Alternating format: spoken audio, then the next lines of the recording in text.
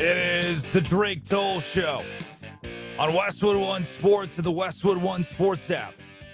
Drake Toll with you from the Savannah Bananas organization, locked on Big 12 and right here on Westwood One Sports. Addie Bates produces, Laura Jimenez runs the board, and just when you thought it couldn't get more corrupt, it has. Yeah.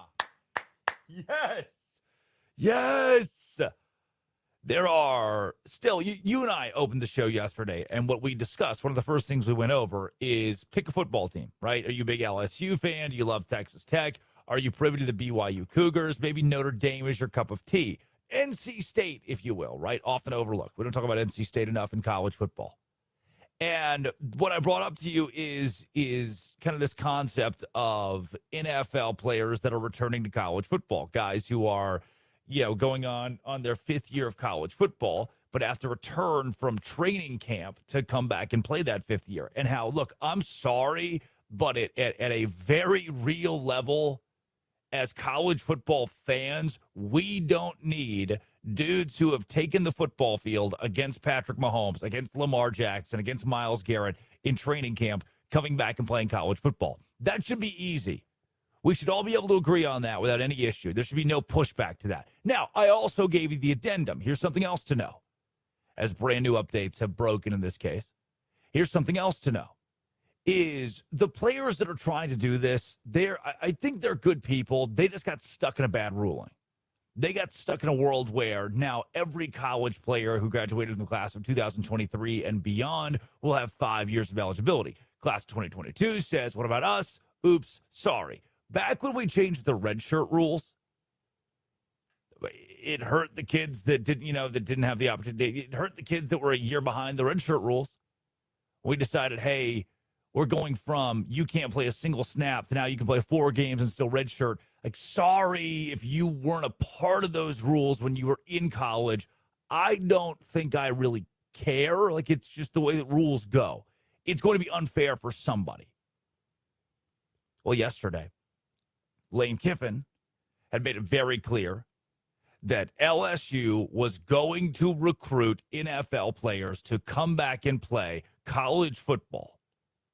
Because if the court allows it, we're going to do it. And if we don't do it, somebody else will. We're not going to be the gatekeepers of all that is good and holy in college football. We're going to do whatever it takes to win. Kind of started pointing around the room saying, well, I don't know, Kirby Smart, who's winning championships, he was pretty clear that Georgia's not going to do that because you have free will and autonomy to tell the world we are better than signing NFL players to our college football team. Well, now it's gone from LSU being upset to the point that the SEC comes out with a ruling saying no former pro player can compete in our conference. The Big Ten saying no former pro player can compete in our conference. The Big 12 last night saying no pro player can compete in our conference. It's gone from just the leagues getting involved to the league getting involved. Per ESPN, quote, the NFL will inform its clubs that any player who returns to the college ranks will be prohibited from signing with an NFL team this season. If you try to go back, we're done.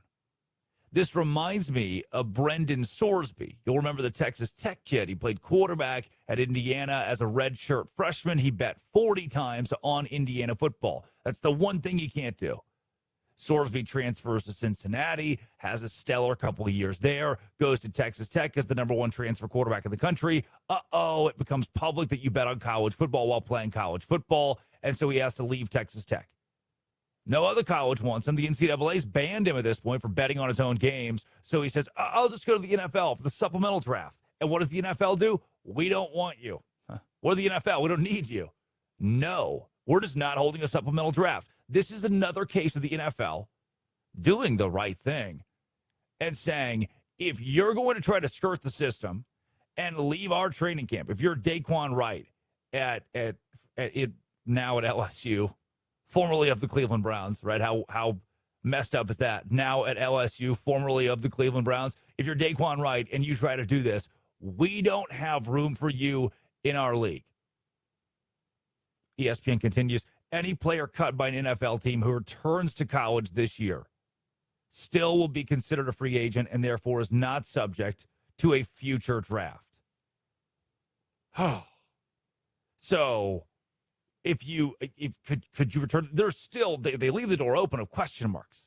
They leave the door open of like, okay, what does this mean in the future? And I think we're all kind of waiting with bated breath to figure out, all right, at what point does this end? Because I have common sense, you have common sense. 310-840-4910. If you're a Texas Tech fan, if you're an A&M fan, you woke up today, you love the Oklahoma Sooners. Florida Gators. Should college football players be able to go to the NFL and now return to college football, even if it means that, oh, no, this is so unfair, the rules against me? That's how rules work sometimes. We have to implement them, and somebody gets the short end of the stick when the new rules put in. But my question, how is this not just over? How do you and I not have the common sense? How do you as a Florida State fan, how do you as a BYU fan, you as a USC or a Washington Huskies fan not have the common sense to just say, hey, everybody, look around. We're all adults. We all can agree on this one pretty big, this hot button thing. NFL players can't play college football. How is that an argument? How are we arguing that? Luckily, again, the NFL has said, we shouldn't do this. The SEC says, we'll punish head coaches who add pro players. We'll punish Lane Kiffin at LSU who's trying to do this. The Big 12 has said, if you play pro ball, you cannot play in our conference. Luckily, that's all happened. So why isn't it over? Why are we still talking about it? It should be that I wake up, I open my I've got a little machine over here, or I turn the machine on, I hit connect, and it sends my radio signal to Culver City, California, that bounces off another satellite in Denver, and that sends it to the world. I should open my little box, turn it on, and say, hey, NFL players can't play college football. That's the headline. That's all it is. Great, we move on. Next subject. But it's not over. It's not, what do you mean? How is it not over? We all have the common sense in the room for it to be over. He's the number one LSU insider right now, and he's with Locked On LSU, 104.5 ESPN in Baton Rouge. His name's Matt Moscona. Matt has been all over this story, all over this case. He was the one breaking news as Lane Kiffin was entering Baton Rouge this past offseason. No one is more connected than Matt Moscona. And when I was asking the question to myself this morning, of why isn't this over, Moscona answered it perfectly. LSU is not suing the NCAA or the SEC. The players are the plaintiffs. So if they were willing to sue the NCAA to gain their eligibility, would they also be willing to sue the SEC to gain their eligibility?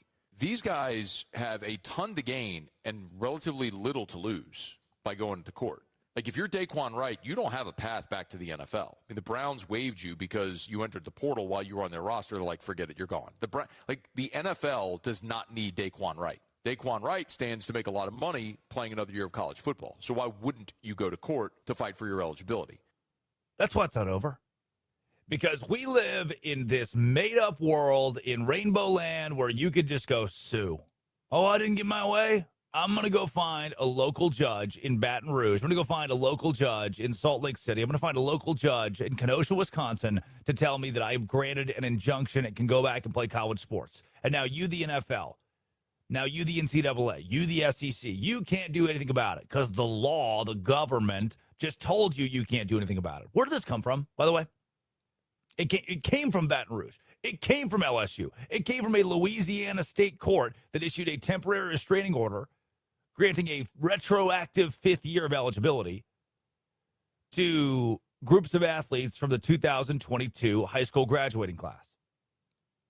While this is intended for college athletes like a Thomas Castellanos who just signed with Texas Tech, I'll get to him in a second, put a pin in that. While it was intended for college athletes, guys who've been on the couch for the last 6 months, who aren't in the pros, to come back and play their fifth year, now it's been used by those who have signed to the NFL and are at training camp.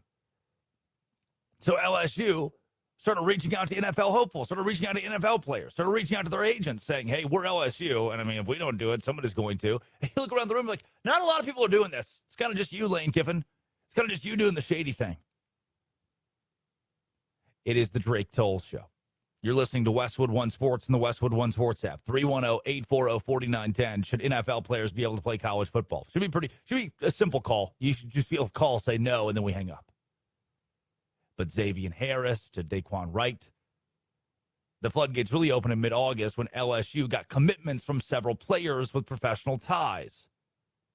Internal friction. Immediately, fans, critics, opposing coaches saying, whoa, whoa, whoa, whoa, whoa. No. You can't have guys who went to training camp. You can have NFL washouts at LSU. And Lane Kiffin even said this week, at the end of the day, this is a quote, at the end of the day, because of these rulings, they're either going to play for you or they're going to play for someone else. So we've made the decision to recruit them. Just for yesterday, 15 SEC presidents and chancellors to vote. 15 to nothing was the vote. It was unanimous to this point. They all voted saying NFL players cannot return. And the 16th vote hinged on who? LSU. Who wanted to abstain from the vote. No, you can't abstain from the vote. This is a simple answer. 310-840-4910. If Dale in Dallas can answer it, if Jamie in Oklahoma City, if Sarah in Tampa can answer it, then, man, it's pretty easy for you, the SEC, to answer it. Let's go to your phone calls. James in Texas, you're on the Drake Toll Show. Good morning, my friend. Good morning. I'm not going to just say no and hang up. I have more to say. Good. Got you permission granted. Yeah, I'm a former Division I athlete. I'm 52 years old, so you have to understand the era that I came from. First and foremost, if you didn't go to class, you didn't pass, you didn't play. Yeah. And slowly, over the last 30 years, it's so sad for me, and I know a lot of the guys that I played sports with, that we've gotten so far away from the fundamentals of why we're going to college, right? And that's to get an education and then hopefully play some sports and have a good time, right? And now, it's so forgotten. And with these guys having the opportunity to go to the NFL, fail, and then come back to college, one, they're potentially taking the scholarship of somebody who really deserves it. Two, if they are going to class, they're taking a seat in class of somebody that really wants an education. And it really is, I slowly drift away from watching college, especially college football anymore. Yeah. Just because of this, because for me, as somebody who really paid his dues, it's really sad. And I don't. And the unfortunate part about this is that we'll never be able to go back the other direction. NIL has put a stamp on college sports that we'll never be able to get away from, because now you've got college seniors and juniors that are making more in NIL than they will in their rookie deal in the NFL. Yep. Why would they want to go? Yep, that's a great point. I enjoy your show. I appreciate you taking my call, and hope you have a great day. Yeah, you too, James. Appreciate that phone call, and he's spot on. There are guys they're juniors in college right now, making $4 or $5 million in college football, where their NFL rookie deals would be. For Fernando Mendoza's making that, and that's it. There are 3 quarterbacks in college football that stand to make more than Ty Simpson makes this year. Ty was drafted 13th overall by the LA Rams and currently plays for the LA Rams. 3 college kids, like 22-year-olds, will make more money than a guy in the National Football League. Again, James, appreciate that call. 310-840-4910. And I think James would agree. I think most of us could agree. There needs to be an adult in the room here. There needs to be, and maybe that adult will never show up. Maybe the room is just void of adults in this situation. But there needs to be an adult in the room who says, hey, I understand that the 22-year-old kids want to come back to play college football. Of course they do. They want to make more money. Shoot, man. If I was 22 and you're about to fire me from my job and I can go back to my old job and make more money, that's what this is these kids are going to the NFL. They're getting cut from the NFL, fired from the NFL. They want to go back to their old job, the college football, to make more money. I'd want to do that too at 22 years old. I'd want to go make $1 million as well. Where's the adult in the room to stop this? We've gone too far in college football. And it's because instead of the room being filled with adults, the room is filled with Lane Kiffin. The room is filled with Lane Kiffin. You just heard from Matt Moscona, who told you why this isn't over with, because the players, there are possible lawsuits here where the SEC could be sued. Now, surely the NFL could be sued, as they have decided that NCAA defectors can't play for NFL teams in 2026. But let's go back to Matt Moscona's thoughts. This is a guy from Locked On LSU. He's the LSU beat reporter. Nobody is more connected. 104.5 ESPN. No one's more connected than Matt Moscona on LSU and this saga in college football. Matt, will the players sue? And would LSU even play these kids given the opportunity that they sue and win? Yes, the attorneys for these players do plan on filing suit against the conferences.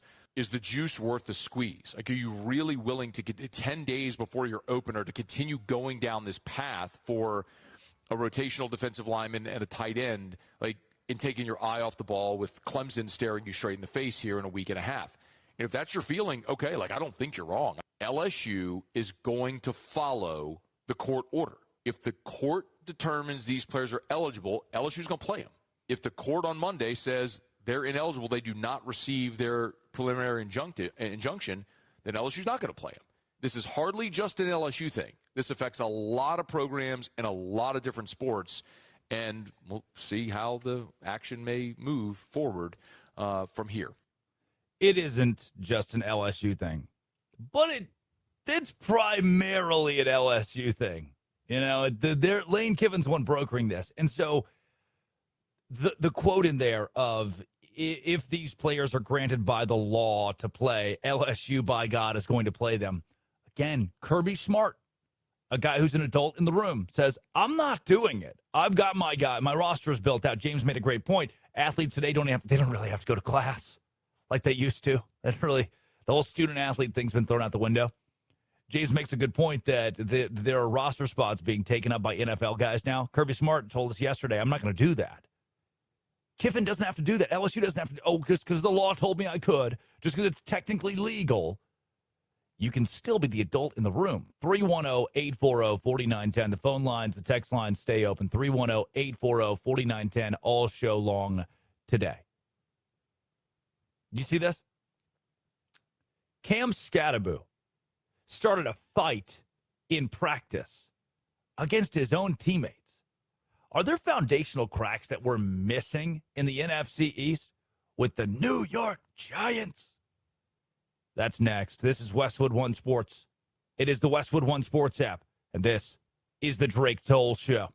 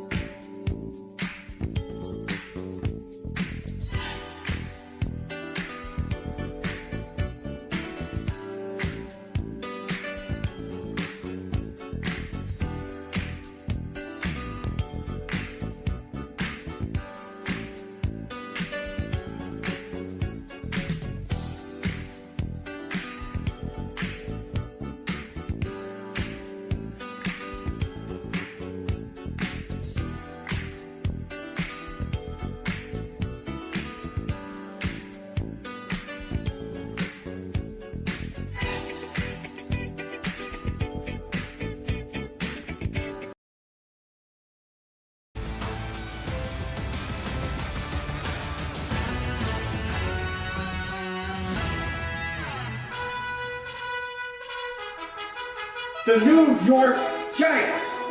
Wow. I will not hurt myself. Ba, ba, ba, ba, ba, ba, ba. Okay, we have it in our say. Fire. Boom. Cam Scatterboot. Oh, man. I will Starting- not hurt myself. That was him. That's Cam Scatterboot. The same guy that broke his leg in 17 pieces last year, and then 3 months later was doing backflips. No.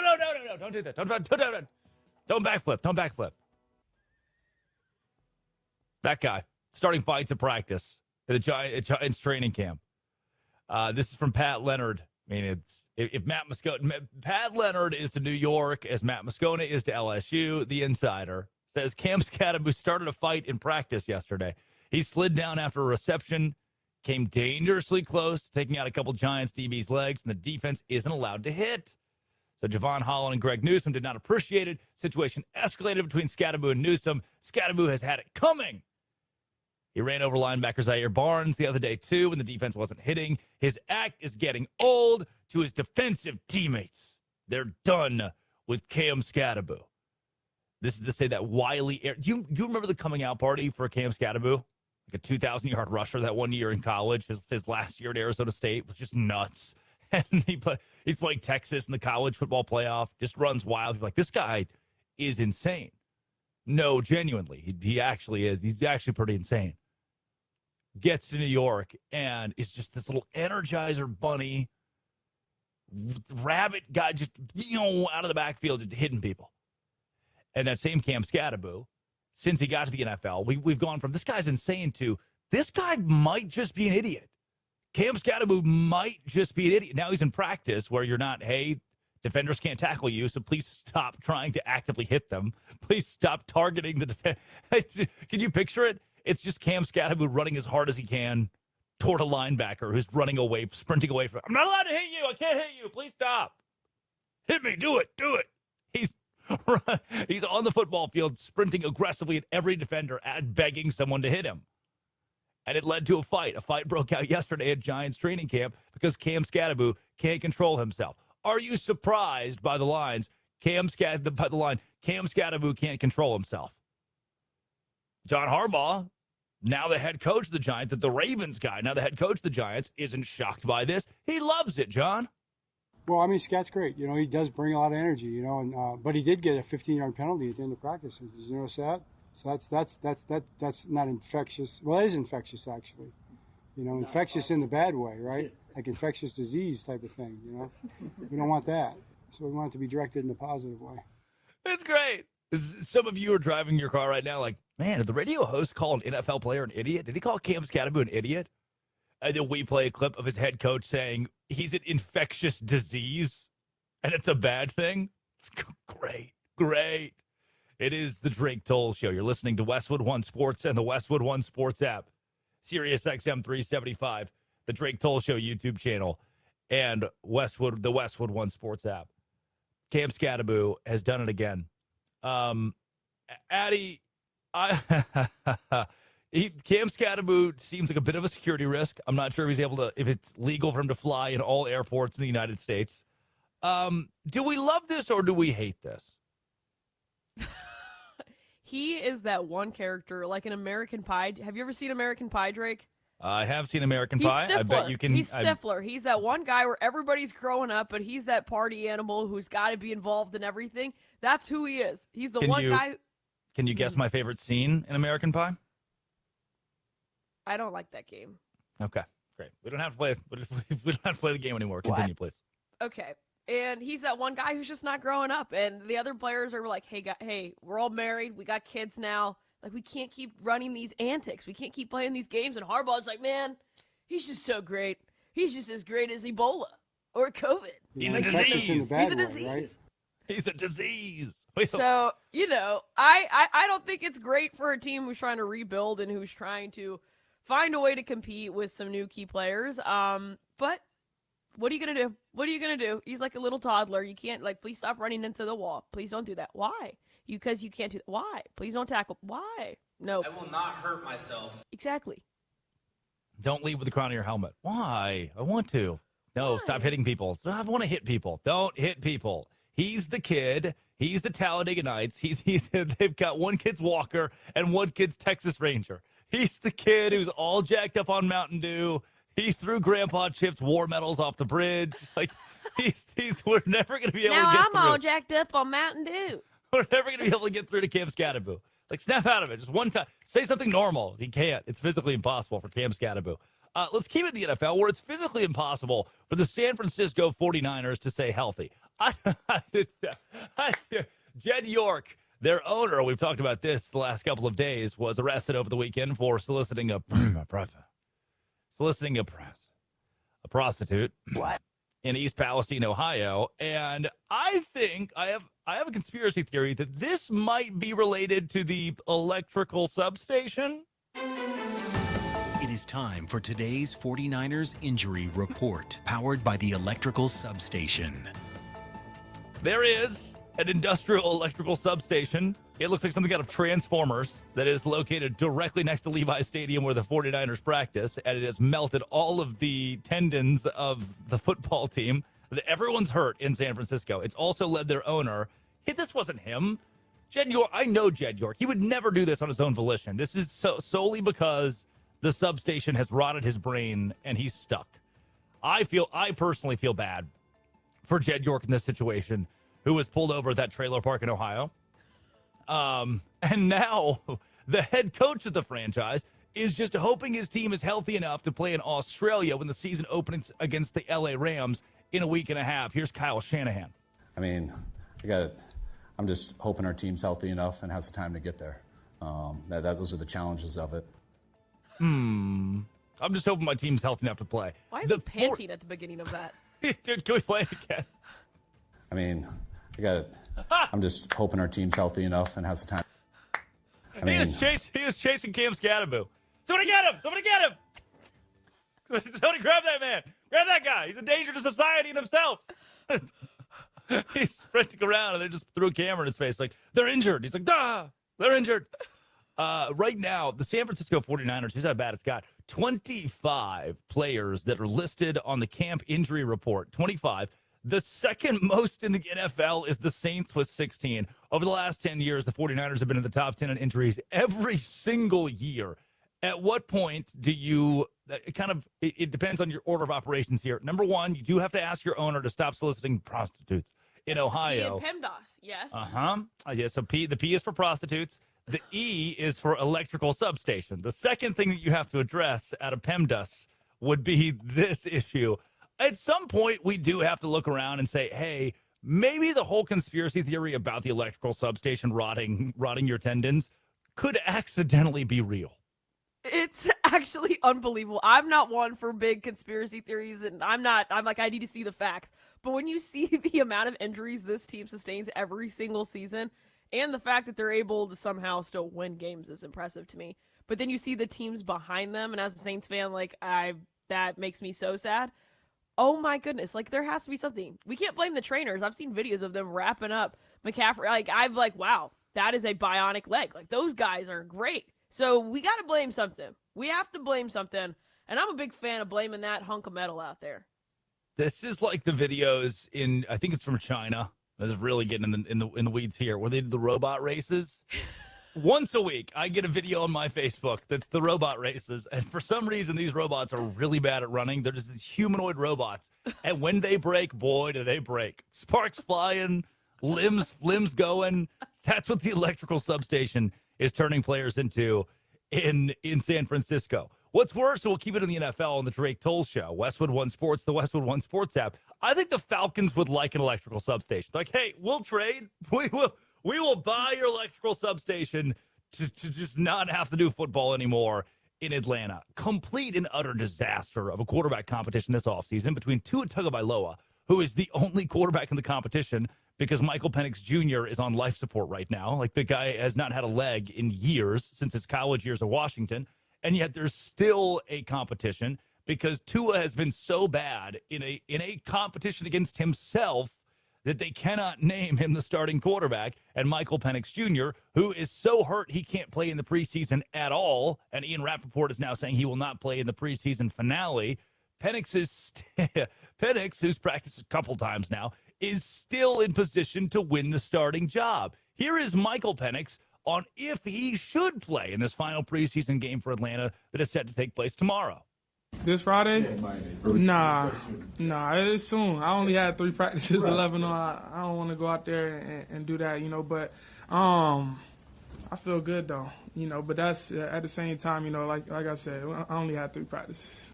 This is the same guy who's had double-digit catastrophic or major injuries since his freshman year of college football. He goes to the airport. Sir, would you like to check a bag? Yeah, I would. Do you have any electrical substations in your bag today? It's like, yeah, I do. That's why he's got his own portable electrical substation, rotting his limbs and tendons. Addie, Michael Penix Jr. has practiced 3 times, has not been able to be an active participant in this quarterback battle, and still is the front runner because of how bad Tua Tagovailoa is. I love how he was shocked by that. This Friday? You mean this one? Tomorrow? You idiots? When is the other finale? When else would that be, Michael? Yes, this Friday. I've only had 3 practices. Michael? I mean, as a Saints fan, this is hilarious because, the Dirty Birds, but as a professional, this is not a good look for the Falcons. You want to put the lives in your hands. Hold on. I really liked as a Saints fan than as a professional. 2 things that cannot go together. 2 things that do not coexist. Yeah, they can. I could take off my Saints hat right now, and then I put on my Westwood One Sports hat right now, Take it off, yes. Yeah, take it off and then put it on. I don't have a Saints helmet right behind me like some other people who are wearing a Cowboys shirt on. Yeah, sorry. So it's just I would probably be very, very disappointed already, and the season hasn't even started. Let's just look ahead to next season. Let's look at what we can look forward to next season. Because this season, when you got Tua turn the ball over, who doesn't know where he is, and Michael Penix Jr., who we're gonna have to prop up, We're going to have to prop him up. We're going to have to get him we need him to have that bionic leg that they're giving those 49ers players, okay? Weekend at Bernie's. Final quick hitter out of the NFL today, and you are listening to the Westwood One Sports app and Westwood One Sports across the country. It is the Drake Toll Show. Drake Toll with you. Addie Bates produces. Laura Jimenez runs the board. Dead today, the Pro Bowl. Oh, man. The single most useless thing in all of sports, the Pro Bowl, is over. The NFL has phased it out and ended it altogether. And I have a conspiracy theory. It was not the NFL that decided to do this. It was the little-known Robert Edwards, Bob Edwards. Well, let me learn you something here. The cautionary tale of the Pro Bowl, this guy, Bob Edwards, like, what the hell, man? 1999, gruesome, career-altering, ultimately career-ending injury. He was a standout at Georgia, drafted in the first round in 1998 by the Patriots. As a rookie, he rushed for 1,100 yards, scored 12 total touchdowns, and earned a spot in the Pro Bowl. He goes to Honolulu. He's like, yeah, I'm young, I'm good. But oh no, there was an impromptu rookie beach flag football game on the sand for promotional entertainment, and the beach, believe it or not, was poorly prepared, lacking boundaries, and had hidden dips, wet sand, and concrete hard coral spots. Had sand? Yeah. Oh, they played on sand, dog. They played on sand for this event. And a catastrophic injury is what happened when his foot was caught awkwardly and an unstable surface caused his knee to buckle. He destroyed his left knee, ACL, MCL, PCL, done, alongside nerve and artery damage in his leg. It was so severe they thought they had to amputate his lower leg. While his leg was saved, he missed the entire 99 and 2000 seasons. Came back to the CFL, but never played in the NFL again.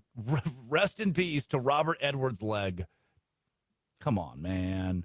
I thought it was because they saw Shadur made the Pro Bowl and they were like, we can't have this again. Once Shadur Sanders makes the Pro Bowl, it's the Shaquille O'Neal meme. It's the timeout. It's the timeout. We're done. We're done. Once dudes are blowing their legs up on the beach and Shadur Sanders gets to make a Pro Bowl, let's call it quits. This changes my life. Zero. None. Absolutely not. The Pro Bowl not existing is maybe it's the least factor in my existence of anything else in the world.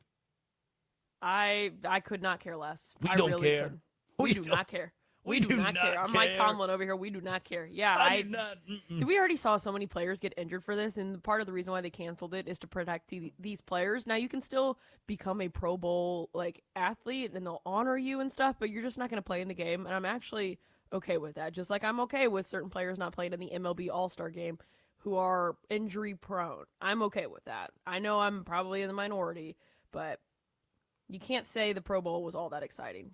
I mean, we saw Shadur Sanders last year, guys. Shador, man. Shador. 310-840-4910. Phone lines, text lines are still open. And disarray continues for one AFC franchise, as now their legend statue has been vandalized. Fire the owner. And while I don't agree with vandalism, the message is spot on. Let's go there next. It's Westwood One Sports and the Westwood One Sports app. This is the Drake Toll Show.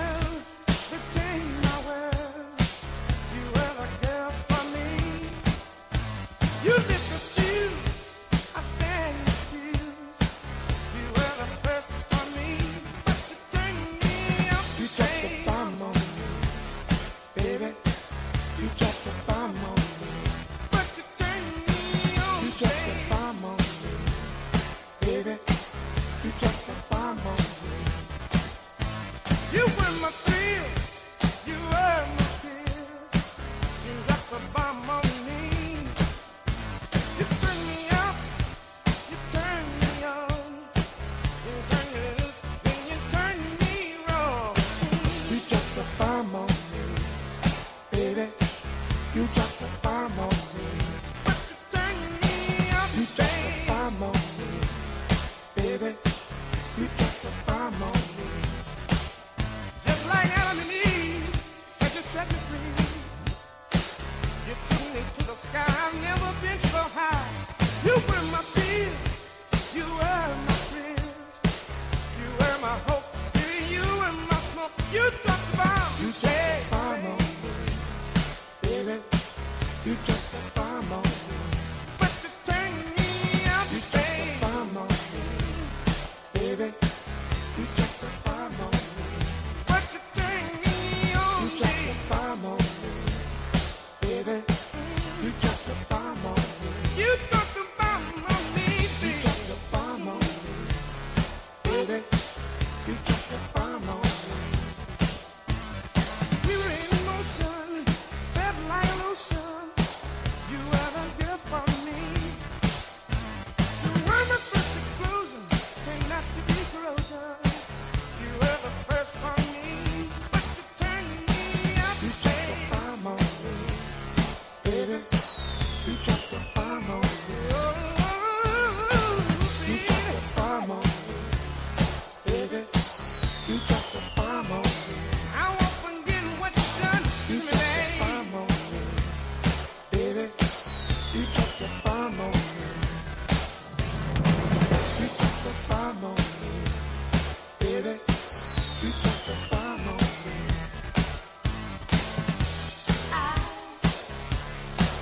You dropped the bomb on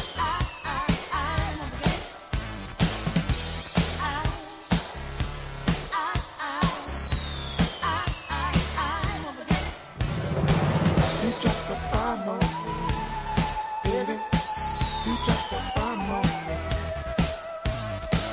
You dropped the bomb on me, baby. You dropped the bomb on me.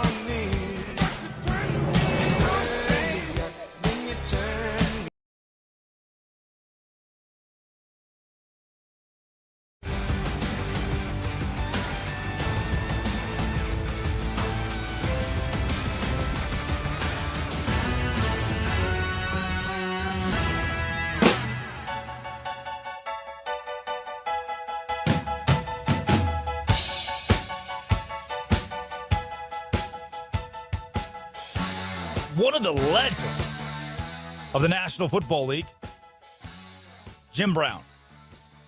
His statue's been vandalized as Browns fans protest Deshaun Watson being named the starting quarterback. It's like if you put things up, this has nothing to do with Deshaun Watson, by the way. I'm going to separate Deshaun Watson from what I'm about to say. So let's draw a clear line. Let's burn the bridge and then go get new sentence. Refresh. If you tell me murder is bad or pedophiles are the worst. Like, yeah, man, we are all agreeing with that. It's a very good statement you make. You've landed the plane here. Nobody's going to disagree with you on that.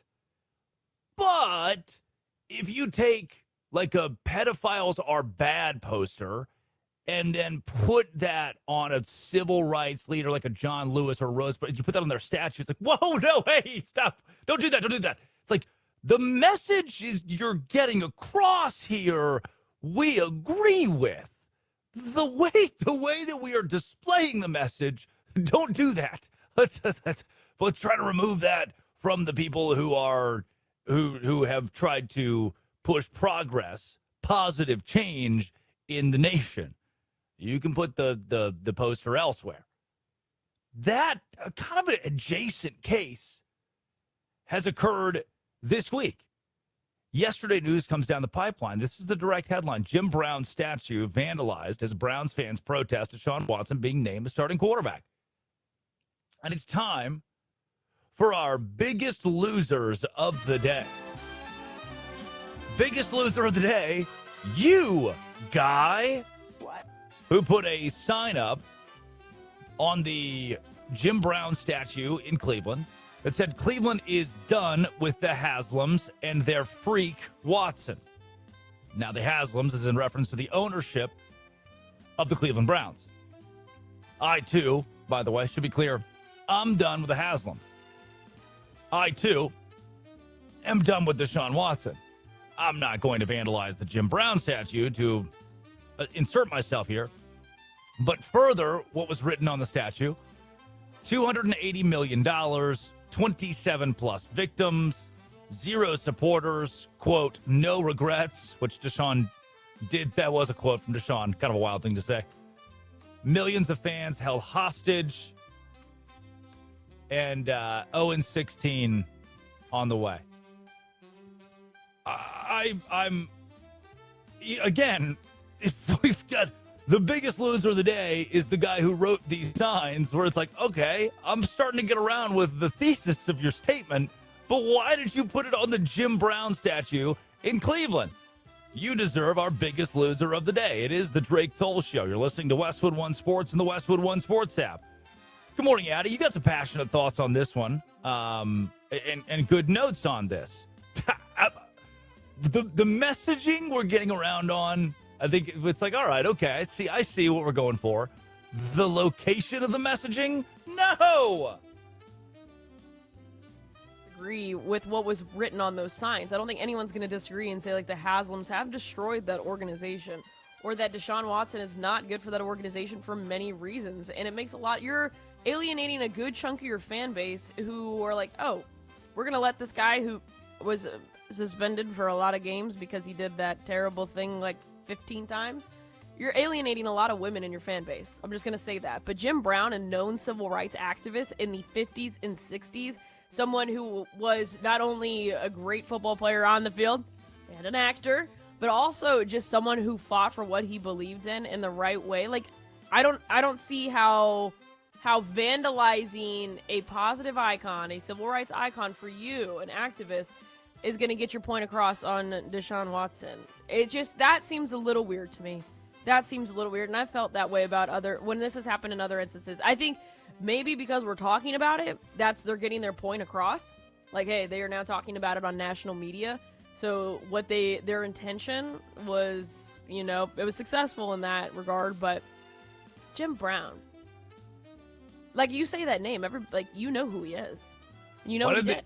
What about the Fountain of Eternal Life? The Guardians of Traffic sculpture.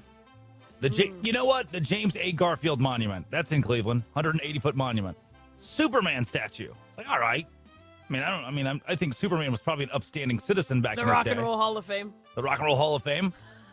There are so many things you could vandalize here. Actually, please don't vandalize the Fountain. We are not encouraging vandalism. Don't vandalize anything, but especially the Fountain of Eternal Life for war, for prisoners of... Do you think we could have arranged a protest where people, a big gathering gathered together? Do you remember at Tennessee when Greg Schiano was hired and they bullied Tennessee into firing Greg Schiano 2 days later? They painted that... There was a rock they'd hired him as their head football coach, and they painted that rock outside. It's like, no, fire him. And Tennessee was like, damn, you're kind of right. They canned the guy a couple days later. I think the difference is how much money they have invested in Deshaun Watson. So their hands are tied. Yeah, I mean, if you go to, and I have no, and I'm, look at me, right side of history. Joe Paterno was a win at all costs football coach at Penn State. And I understand at the time of his death, at the time of the scandal at Penn State, that Joe Paterno was the winningest college football coach in history. You can read 2 paragraphs in a Jerry Sandusky's Wikipedia and realize these are the worst human beings who've ever existed. And for Joe Paterno to have had any knowledge of any circumstance regarding Sandusky and children at the facility, in the locker room, harboring that, knowing about it, allowing it. If you allow it once, you'd belong in the category of scum of the earth. Did he just call Joe Paterno? Yes. Yes. There's a reason they pulled the statue down. Like, I mean, again, you get 2 paragraphs into that Wikipedia page, like, this is bad. Like, children in showers at the facility. That is gross. You go putting signs and spray paint on a Joe Paterno statue, on a Jerry Sandusky monument? Yeah, all right. I'm getting behind that. Yeah, we don't like the Haslams. We hate Deshaun Watson. You spray paint that on the Joe Paterno stuff. You've gone too far with Jim Brown. Do you think? Oh, wait, someone can be mad. Someone can be mad. I can't believe what he said about Joe Paterno. Do you think that this also has to do with Jim Brown being arrested at least 7 times for assault? Well, when you put it like that, he was found not guilty. It sounds similar to somebody else that I know that plays for the Cleveland Browns. Charges were later dismissed. I've heard that one before. Yes, not personally, not myself, but I have heard that one before. So are we okay? Are we pro or anti Jim Brown then? What do you want me to do? What do you want me to do? In 2015, he came out and said there's no excuse for violence. There is never a justification for anyone to impose themselves on someone else, and it will always be incorrect when it comes to a man and a woman, regardless of what might have happened. You need to be man enough to take the blow. Do not put your hands on a woman. That's what Jim Brown said. Okay. And you know what? I can get behind that. Maybe tomorrow, without vandalizing, I will put the quote, "Don't put your hands on a woman." Hey, good. the golf dudes who did the domestic violence ad with Callaway. Take notes, guys. Jim Brown said it. Don't put your hands on a woman. Even if she's going to touch your driver. Don't do it. Don't put your hands on a woman. Those are your biggest losers of the day. Whoever vandalized the Jim Brown statue in Cleveland. There are other ways to vandalize. There are other ways to protest. Deshaun Watson and the Haslam family who own the Cleveland Browns. Oh, no. When we're back, we have our obituaries. Dead today, the entire Washington Commanders offensive line. Yeah, we'll get to that and explain exactly what it means. That's up next. It's Westwood One Sports and the Westwood One Sports app. Addy Bates produces. Laura Jimenez runs the board. This is the Drake Toll Show.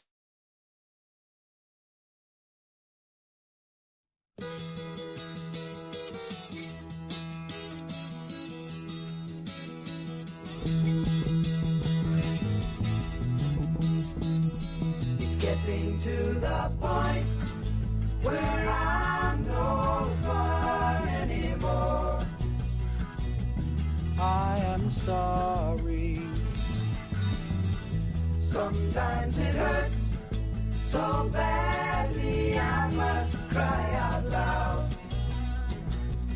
I am lonely. I am yours. You are mine. You are what you are. You make it hard. Remember what we've said and done and felt about each other. Oh, babe, have mercy. Don't let the past remind us of what we are not now. I am not dreaming. I am yours. You are mine. You are what you are. You make it hard.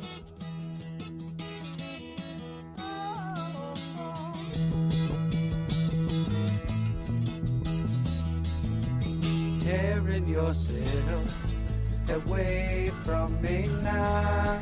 You are free, and I am crying. This does not mean I don't love you. I do. That's forever. Yes, and for always. I am yours. You are mine. You are what you are. You make it hard. Something inside is telling me that I've got your secret. Are you still listening? Here is the lock and laughter, the key to your heart. And I love you. I am yours. You are mine.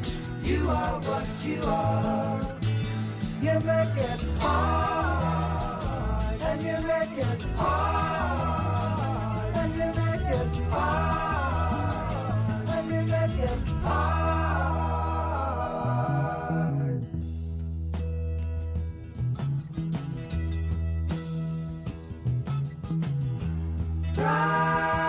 Friday night, Sunday in the afternoon. What have you got to lose?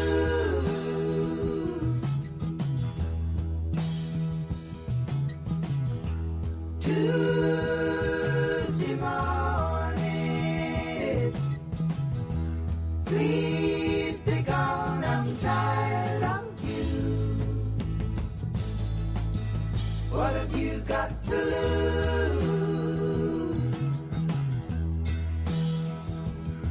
Can I tell it like it is? Listen to me, baby. It's my heart that's a suffering, it's a die, and that's what I had to lose.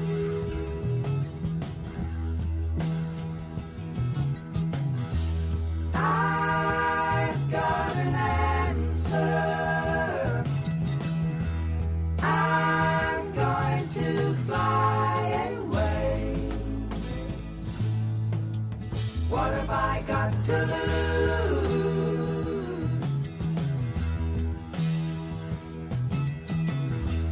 Will you come see me Thursdays and Saturdays? Hey, hey, hey.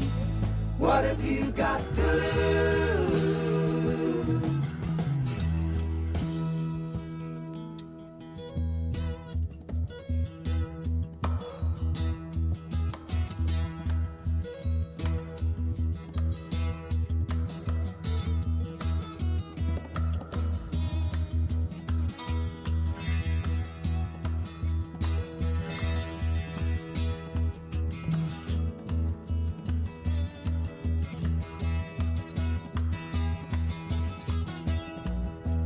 Chestnut brown canary, ruby-throated sparrow, sing the song, don't be long, thrill me to the marrow.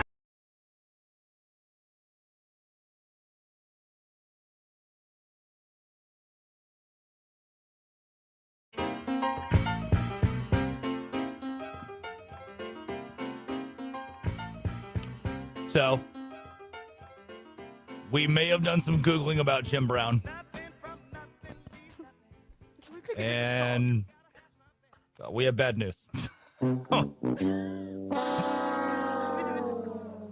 The civil rights stuff was good. And in 2017, when he said, quote, don't put your hands on a woman, also good. There were other things that we may not have done all of our research on that we don't agree with. We would like to formally rescind most of the last segment. And you know what? To the vandalizers, maybe you're okay after all. Maybe they had a point. Maybe they knew something. Maybe you guys were on to something. Maybe you got. Okay, we have it in our sight. Fire. Boom. That was me and Addie last night going, Jim Brown, notable good guy? Yeah, throw him in there. So about that. Oh, no. Sorry. That's okay. I guess when your name is in the same conversation as Roman Polanski and Bill Cosby, maybe not good guy for that. What, comedy? Okay. Oh, that's Acting. just... Woo! All right, it is time for today's obituaries. This show. Today, the Drake Toll Show. Are we gonna get canceled? Finally? I think I'm canceling us right now. But we're on probation for the next 2 hours. We're gonna have to be on P's and Q's best behavior. Dead today, the planning of the Drake Toll Show. Once again, this is Addie and I sitting down last night to write an entire segment at 6:40 Eastern Time about Jim Brown. Okay, we have it in our sight. Fire. Boom. All right. Good. Great. Good. Awesome. Also dead today, the Washington Commanders offensive line. It is the Drake Toll Show. You're listening to Westwood One Sports and the Westwood One Sports app, taking you through our obituaries. Who died today? Addie Bates produces. Laura Jimenez runs the board. Drake Toll with you. First sleeper NFL. Commanders beat reporter Nick Jabala on the team's offensive line. Quote, "This is the worst I've seen the Commanders offense in years. Inoperable offensive line. I have heard no good news, nothing positive whatsoever out of the Commanders camp in D.C., and a large piece of it is Jaden Daniels having a nightmare offseason. The same Jaden Daniels who requested his Heisman Trophy back from LSU and sent them a cease and desist. Stop using my name. Stop. You gave a new guy my number. I don't, He got really mad and frustrated, and that's been the only story out of Commanders camp. That is the only notable, I guess, in signing Stephon Diggs, of course. Has anything good happened to the Commanders in the last 20 or so days? We've had nice weather out here, so I'm sure training camp's been nice. Addie does live in D.C., so that's a good point. Offensive line, dismal. The defense last year was incredibly banged up. Jaden Daniels has regressed since his incredible rookie season. Dan Quinn's got his work cut out for him. Yeah, it's just amazing to me. It is amazing to me how in one offseason where you're hoping you can turn things around and suddenly you hire someone who's also notable bad guy in Stephon Diggs, and then you have Jaden Daniels and his mama distracting from the fact that you should be focusing on training camp, not, number 5. And so it's really bad for the Commanders, a team, again, we've said this throughout the show, trying to rebuild its organization, and I mean that internally, externally, their values, their morals, what they look like, and we just know they're not going to be great.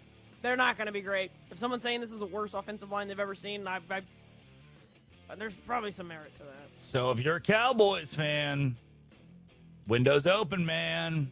NFC East is open. I'm not as high on the Eagles this year, and the Cowboys had the worst defense in the history of the NFL a season ago, but 37-year-old Von Miller's there now to save the day. If the Cowboys have the 20th best defense in the NFL, that's not good. That's not good. It is not where the Cowboys want to be, but it is good enough for the Cowboys to go to the playoffs. The offense is that good. You need the 20th best. If you can give me the 20th best defense a year after you had the 32nd defense in the NFL, the Cowboys can make the playoffs. I've spun the Commanders being ass into the Cowboys being good. You're welcome. It is the Drake Toll Show. You're listening to Westwood One Sports and the Westwood One Sports app. Our obituaries. Who died today? Dead today. TCU's relationship with the Fort Worth Star-Telegram. Jim Barnes tweets, TCU has banned the Star-Telegram from covering Horned Frog athletics over their coverage of an assault in a football locker room that led to the dismissal of a player. The beat writer, Stephen Johnson, who wrote the article, has the full support of his paper. This went miniature viral yesterday, and for those who want the facts, TCU Scouting gives them. Tension began on August 18th after reporting of the dismissal of Jacob Fields, a safety who beat up a fellow teammate so badly in the locker room the teammate had to be sent to the hospital. Fields was released from the team, and the teammate, his status is unknown for this weekend's game against North Carolina. And the Fort Worth Star-Telegram did what journalists do and reported on the whole thing. And TCU said, we didn't like that. And they've now banned the paper that was started by Amon G. Carter. Addie, do you know the name of TCU's football stadium? Is it Amon G. Carter? That would be Amon G. Carter Stadium. They just banned the paper that their stadium is effectively named after. What a disaster. And once again, journalists, the watchdogs, those are supposed to keep us all in check and keep us all informed, are under attack. This time from TCU, who wants to ban a paper for reporting on a locker room fight that sent a kid to the hospital. What else do you want us to do? That's unbelievable. They're just doing their jobs. And of course, TCU, this kind of makes us look bad, so we're going to have to, you can't be here anymore. You just can't be here anymore. It's ridiculous. The story cited a source with knowledge of the incident that claimed that Fields had been targeted by teammates with insults and threats. He'd been spit on, and that coaches had been alerted and done nothing. Apparently, that's something that TCU disagreed with. They thought it was unfair reporting, and they have banned the Fort Worth Star-Telegram. This probably won't last very long. I can't imagine it does. You can't just ban the number one paper. The number one, like one of the most prestigious papers in the country, by the way, the Fort Worth Star-Telegram. How is this unfair? What are you pro TCU in this or pro Star-Telegram? Oh, I'm pro Star-Telegram. How is this unfair reporting? I don't know. I mean, let's say their source is off by a tick. Maybe that's what TCU's just saying, like, no, it didn't spit on him. I think that's what TCU's getting at. Is no, that he missed. He missed when he tried to spit on him. Wait, pause. Dead today. And your final obituary, Tim Curry. Oh. And you know what's crazy is Tim Curry. Let me give you some context here. English actor, singer, known specifically for playing Dr. Frankenfurter in the Rocky Horror Show. And the Rocky Horror Picture Show is a classic. Halloween comes around, you bet your ass I'm watching that thing. And he was incredible in it too. What's cool out of this, Dolly Parton and Tim Curry died on the same day. Curry's camp withheld the knowledge of his death from the public for 24 hours in honor of Dolly Parton to ensure that she was given her flowers. How sweet is that? Oh, I love them both. They're such great people. I love that. And I'll do my research. I'm going to do my research to make sure they're 1,000% great people. Let's Google how good of people they are before we go saying how good. I do think Tim Curry and Dolly Parton, though, fall in the category of good people. Tim Curry, again, Rocky Horror Picture Show, It, Clue, Legend, Home Alone 2, Lost in New York. I almost watched that again last night in honor of Tim Curry. Then it felt hollow to watch Home Alone since Tim Curry died. Have you seen the original? Yeah, 1985, yeah. 85 or 90, somewhere in there. I get my fives mixed up. Rest in peace, Tim Curry. Our thoughts and T's and P's are with you from the Drake Toll Show. Westwood One Sports, the Westwood One Sports app. Those are your obituaries today. Time for the quickie. Top 5 headlines in all of sports. Addie Bates reads them. Drake Toll has a minute to respond to each. It is apropos that I would be Drake Toll. Let's do it. That means I'm Addie Bates. Here's your first headline. NFL is axing the Pro Bowl games and will still honor players. So I think the honor players part is one of the addendums to it, because players have it in their contract. You get a bonus, $100,000, $200,000 from making the Pro Bowl, even though the Pro Bowl has become by and large a joke. Shedeur Sanders made it last year. This changes my life none. This year I watched the Pro Bowl games. I think we spent a cumulative 93 seconds talking about the Pro Bowl on this show, and that was still too much. I watched it from a sports bar on Tybee Island in Georgia where I ate crab legs. I was like, what the hell's going on? Why is any of this happening? Was it Micah Parsons is in a wheelchair, just rolling himself around with a camera from the 70s?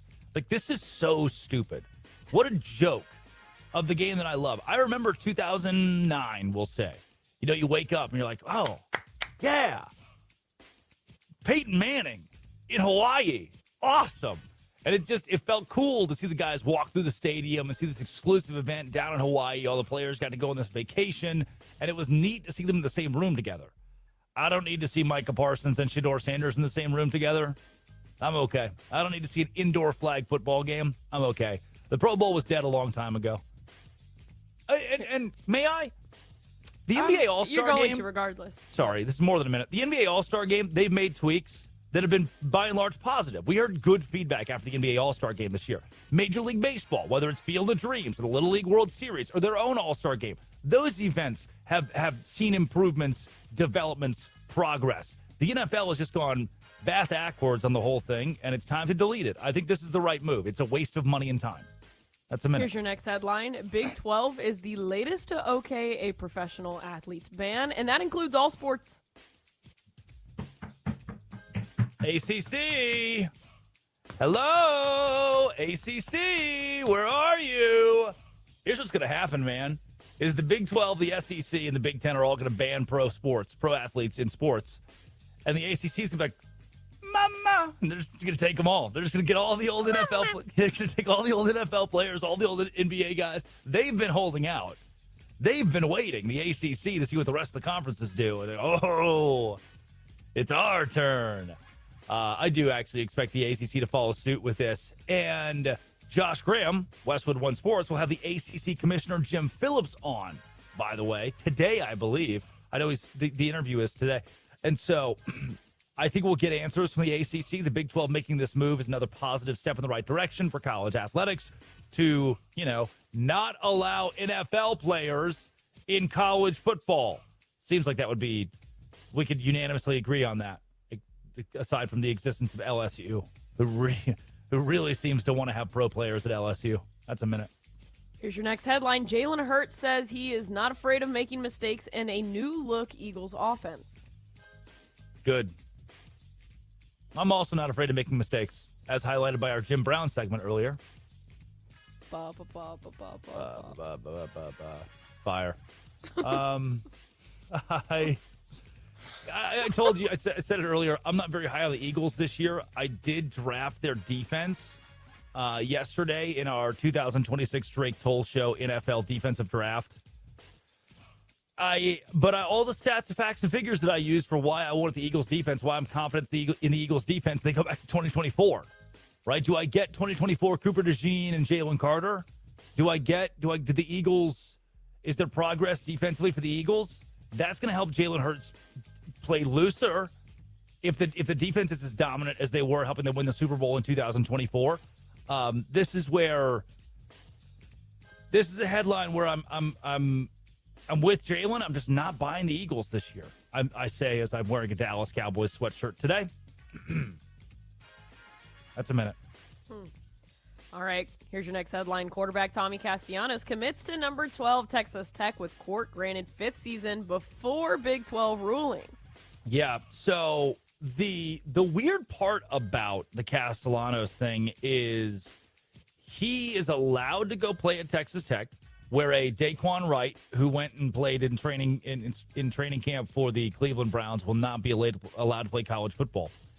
The reason that a Castellanos is going to be allowed to do this is because technically he didn't go to the NFL.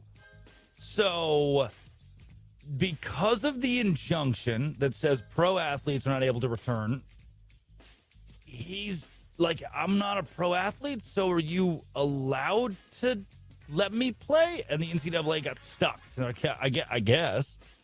He was unselected. He accepted a rookie minicamp invite, but never went into, he was never a professional. Like, he never went through with it. So this is just like a technicality loophole that allows Texas Tech, without triggering the anti-NFL returner penalties that other schools, conferences have put in. Now Tech's able to sign the guy. It's confusing. It's semantics.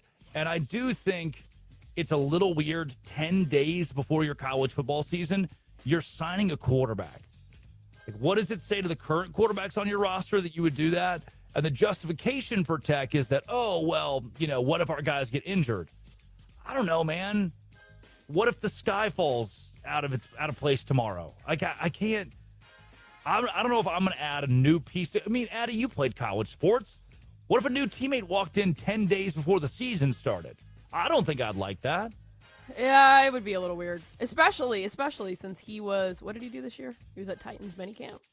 What's his little 5'10" self? He's a little guy. He's 5'9", I think, actually. He's a little guy. They put 5'10" on the roster, you know. Good runner. I also would just have a problem with somebody who was at a minicamp and for a professional team, and now it's like, wait, guys, I need to come back here. Yeah. He did. Wow. All right, it's a minute. Here's your final headline. Cubs outfielder Pete Crow Armstrong, also known as PCA, erupts as missed balk call cost Cubs in a loss to the Diamondbacks. Thank God. I don't know how we've got an hour and 17 minutes into this show and not talked about this. It was crazy. It's a 0-0 game, 6th inning. PCA, Pete Crow Armstrong, American professional baseball player, is standing at third base. Obvious balk. A guy just does a cartwheel off the mound. It's some banana ball stuff going on out of the mound out there. And immediately, this is the same Cubs bench coach, hitting coach at third base, who, his name slips me here, but the same one who got into an altercation a couple days ago for tipping pitches. He was reading the pitcher's grip and relaying it to the batter. And this led to, was it Merrill that was in the middle of that? The pitcher, or it was the other one of their bench coach. Oh my gosh, he was y'all's guy at the Texas Rangers before y'all had. Yeah, he was y'all's guy before y'all had Bochy. Oh my god. Oh yeah. Yes. Moot point. I think I've derailed us. PCA third base. He takes off wrong. He's like, oh, that guy balked. That guy did a jumping jack while trying to pitch. You can't do that. And the umpires just didn't call it. Yeah, Bannister, but it's the third base coach that was. Yeah, but Bannister was in the dugout arguing with the Cubs third base coach. Right, and the Cubs third base coach is the guy he's the younger guy who's kind of being pompous about the whole thing. He was pompous again yesterday, but I mean, deserved. It was, yes, Barry. It was the most obvious balk in the world, and the umpire's like, "No, I didn't see it." What? Bah, bah, bah, bah, bah, bah. That's what the umpires are doing. What? That's the quickie top 5 headlines in all of sports. Addie Bates produces. Laura Jimenez runs the ward.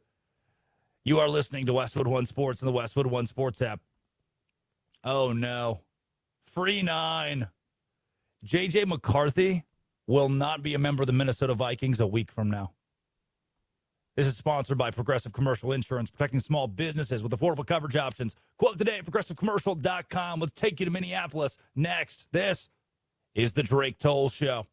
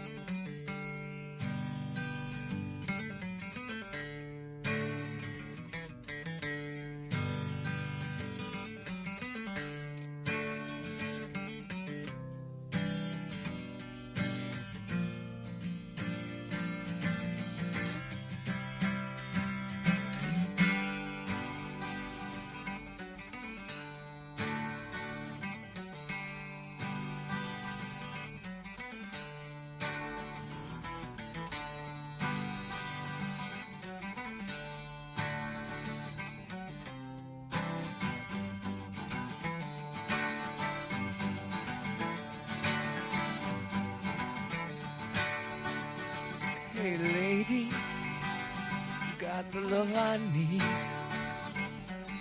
Baby, more than enough. Oh, darling, darling, darling, walk a while with me. Oh, you got so much, so much, so much.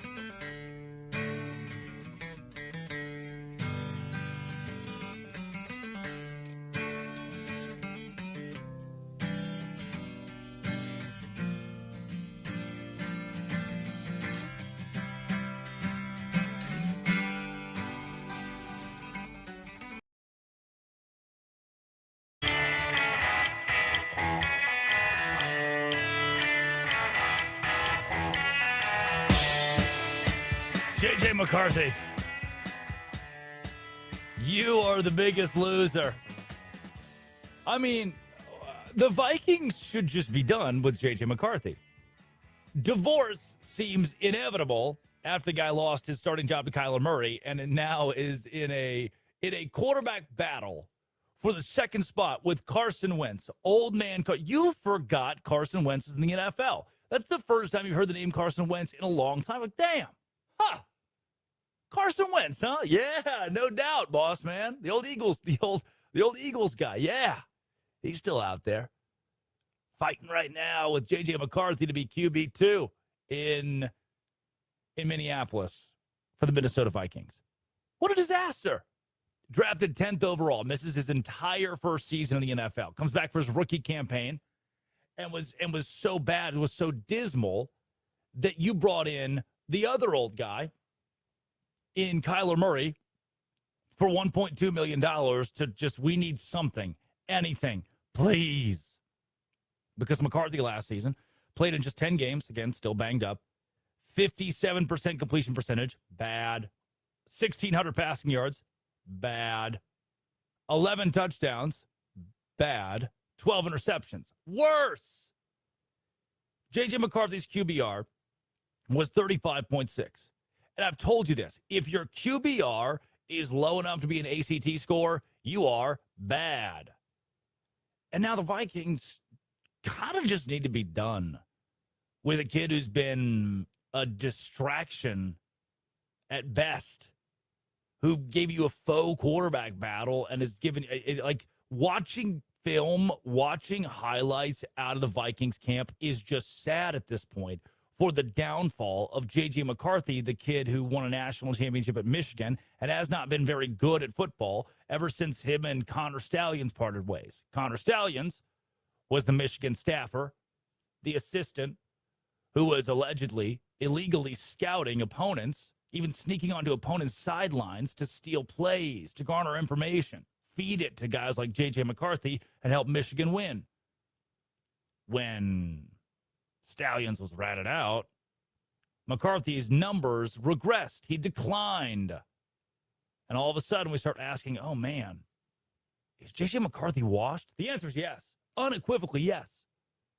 And I don't think the Vikings have anything left to give J.J. McCarthy, and I don't think he has anything left to give the Vikings, aside from both sides agreeing on this one thing, that it's time to part ways. You're listening to Westwood One Sports and the Westwood One Sports app. It is the Drake Toll Show. Addie Bates produces, Laura Jimenez runs the board, and it's time for the 2026 Drake Toll Show. Where should J.J. McCarthy land next draft? Oh, yeah. Come on. All aboard. All right. Addie will have pick number 1. Not a snake draft. That would be really funny if it was a snake draft. It'd be really funny to have 2 people drafting as a snake draft. Addie, you are on the board. Where should J.J. McCarthy, they call him 9, land in his NFL campaign for next season? All right, Laura, I have my pick ready. J.J. McCarthy, pack up your bags. You're going to the West Coast to the Los Angeles Chargers. Good. That was my first overall. That was my first overall. Take really that, good. Yo. Yeah, so what we're going to do here, Jim Harbaugh, they have a history when he coached McCarthy. I don't know. I don't know, Jim.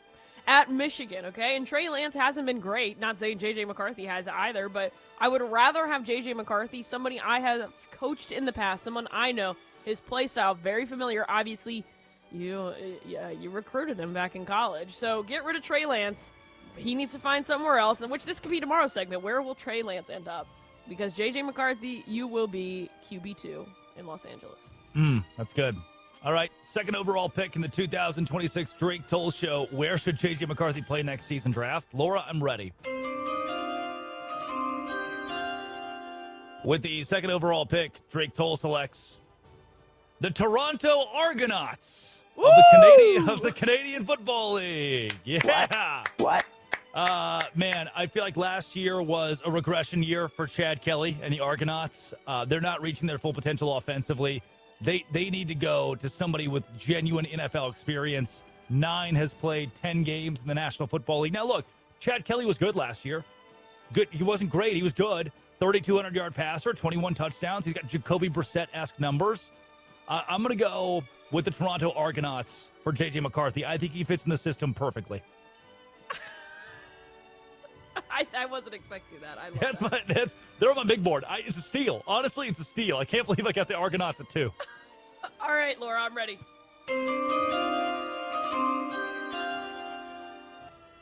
With the number 3 overall pick. You ready? You ready? Okay. The Michigan Wolverines. Okay. Send him back. Yep, Send him he back. played 3 seasons of college football for the Wolverines him from back. 2021 to 2023, and I feel like we can grant him. Let's just grant him another year of eligibility. I don't see why not.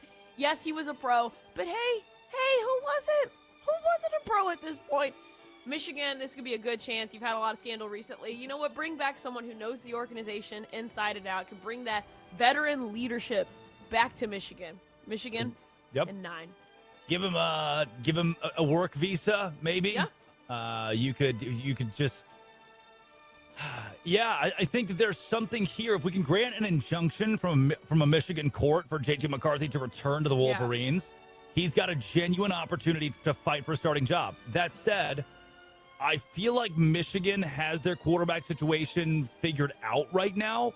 Would he, in your opinion, go into a battle with Bryce Underwood? Yeah. I really think he could. Okay. Yeah. Okay. I feel like he has that experience, and what he brought to Michigan during his time, it would make for a hell of a battle. By the way, Bryce Underwood is making more money this year than Kyler Murray will be paid by the Vikings. That's the starting quarterback for the Vikings who's starting over J.J. McCarthy. It is the 2026 Drake Toll Show. Where will J.J. McCarthy play next year draft? Finding a new location for 9 after he's in a cube. The guy who should have been the franchise starter. They give up Sam Darnold for J.J. McCarthy, and now he's in a QB2 battle with Carson Wentz. Laura, I'm ready for my second pick of the draft, the 4th pick overall. With the 4th overall pick in the 2026 Where Should J.J. McCarthy Play Next Year draft, Drake Toll selects the Birmingham Stallions. Give them to me. Give them to me. Listen, what people don't realize is the Stallions are working on one of the best quarterback rooms in the UFL. They've got free agencies around the corner, by the way. They've got Matt Corral, Jaron Hall, and Taylor Elgersma. Yes, that is also a skin disease. If you add J.J. McCarthy into the fold of that quarterback room, I don't think there's anything stopping the Stallions. If Birmingham can go after 9, Birmingham's... And by the way, you're probably thinking, wouldn't the Columbus Aviators be a better fit? Possibly. I thought say that. I thought the exact same thing. But then I remembered Columbus has fairly close proximity to Jim Brown, and that's kind of a tough issue today on the show. So I'm going to keep him out of the state of Ohio. Give me 4th overall pick, the Birmingham Stallions. All right, Laura, I'm ready for my pick. J.J. McCarthy, you are an Indianapolis Colts. Yes, we're going to go back to the NFL. We already know the quarterback situation there. Anthony Richardson doesn't want to be there, and they don't want him either. They said, hey, please, someone take him. We'll start him in the preseason. We'll get him injured. We'll show you what he looks like, please. It's like you go into like a dog show. It's like, look at him. Please take him. Please buy him. So they have Daniel Jones. They got Danny Dimes there. But what do you need with a dime? You need 9 dimes. 9 dimes. 90 cents if you think about it. So I think a QB for QB swap. Send Richardson. Send him back to Minnesota. I feel like it's not crazy. Yep. It's not ridiculous. Don't hate it. I do think the Chargers were up there. I didn't realize we were specifying it had to be NFL. I had the Chargers at 1. I had the Colts at 2 out of the National Football League teams. I'm still not sure if McCarthy's cut out to be an NFL quarterback, but if he is, I did have the Colts pretty high on my draft board. Time for the 6th overall pick, the 2026 Where Should J.J. McCarthy Play Next Season draft. J.J. McCarthy, get ready to learn Jeff Levac, buddy. You're headed to the Albany Firebirds of the Arena Football 1 League. That's right. The fields are like 80 yards. There's no sidelines. You can kind of do whatever you want to a certain extent. Levac is the president of the league. I have heard that he would open he's the president of the Firebirds, I should say. I've heard he would have open arms. Former co-host with Armin Williams, by the way, on a radio show in Albany. I've heard that he would accept J.J. McCarthy with open arms. Now, again, Sam Castronova, Robert McCoy Jr. make up one of the more prominent quarterback rooms in the Arena Football 1 League. So you do have to contend with two of the strongest. And also, this is just to answer the questions, give you the context. You're in your car right now, like, I don't know, would McCarthy fit? Yes, I understand currently the Orlando Predators are looking for a starting quarterback. Predators? Deshaun Watson is already in conversations to join the Orlando Predators. Predators? What? After Deshaun Watson's contract expires this year, the Orlando Predators are my number one pick, the Arena Football 1 League, to land Deshaun Watson. We each have one more pick on the board. All right, Laura, I'm ready. JJ McCarthy, you are going to the Pat McAfee show. Yeah, I feel like that is a good fit. They are all psychopaths. One of the cronies? They make him one of the cronies? Yep. Okay. They're all psychopaths. He has that alter ego. That's why he goes, I turn into this other person. I call him 9. And I feel like that would fit right in with the Pat McAfee show. And what is he brings? He brings college experience. He technically brings NFL experience. That is a great analyst to have on your show. And we would love to have you as a guest one day here. Mm-hmm. Yep. All right, sit down. Everybody sit down. JJ McCarthy joined the show. It's the first day. He would already say more than, who's the other guy? Who's the linebacker on the show? Gosh, AJ Hawk. He would already say more than AJ Hawk. He'd be more vocal than AJ Hawk on the show. There's going to be someone dying. There's going to be a eulogy. Welcome to the Thunderdome. The Thunderdome. All right. Guess it's up to me, huh? I'm ready, Laura. With the final pick in the 2026, where will J.J. McCarthy play next year draft? Drake Toll selects the Houston Texans of the now defunct World Football League that closed in 1975. Yes, they did become the Shreveport Steamer. Not plural, just one. They did become the Shreveport Steamer, which is what they called me in high school. Yes, quarterback DC Nobles is still under contract, yet he's 76 years old this year. So I think J.J. McCarthy has an opportunity, if the World Football League was to come back, to sign a contract. Honorable mention, I had the Valonia 6th grade Pee Wee Youth League Team White, as opposed to Team Red, who has already locked down the quarterback position for this season. And then my other honorable mention was the Las Vegas Raiders. They could use a QB3. What about Aiden O'Connell? He was great. Aiden O'Connell's not bad. That's a good point. Never mind. Take the Raiders off. All right, to recap my draft picks for the landing spots next season for J.J. McCarthy, now that things have not worked out in Minnesota, I've got the Toronto Argonauts, the Birmingham Stallions. I went with the Albany Firebirds of the Arena Football 1 League, and the Houston Texans, not of the National Football League, but of the World Football League, defunct in 1975. I went with the Los Angeles Chargers, Michigan Wolverines, Indianapolis Colts, and the Pat McAfee Show. I really liked the Pat McAfee Show pick there. I had thought about them at 3, but I think where you drove it home. You picked them up, otherwise I was going to. It is the Drake Toll Show. Westwood One Sports. The Westwood One Sports app. Who won? Who won the draft? 310-840-4910. That's for you to decide. Call or text. Text A for Addie, D for Drake, 310-840-4910. Please do not text D. Please don't do that. Say, what's Jim Brown up to these days? When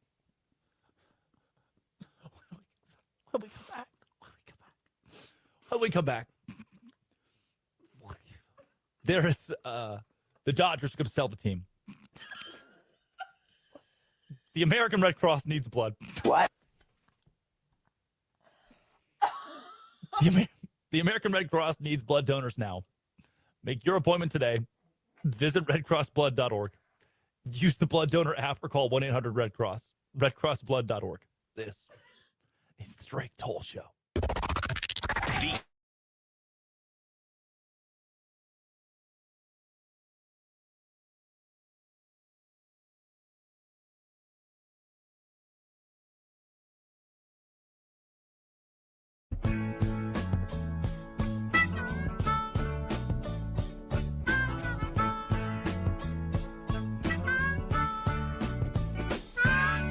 Further on down the road, babe, you will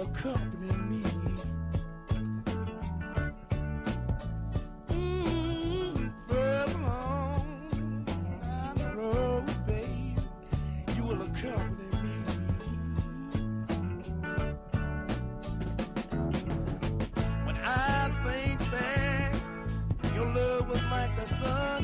And I don't remember no cold days down, and I just remember the warm, warm sun. Further on down the road, baby, you will accompany me. Oh, if we're fools and lie, woman, then a happy fool I would rather be. Oh, baby, I'll be glad to learn from you. And darling, I know you will be glad to learn from me. And if we get down and things get sad, we can cheer up each other and grin, 'cause things just ain't that bad. If we're fools in life, then a happy fool I would rather be.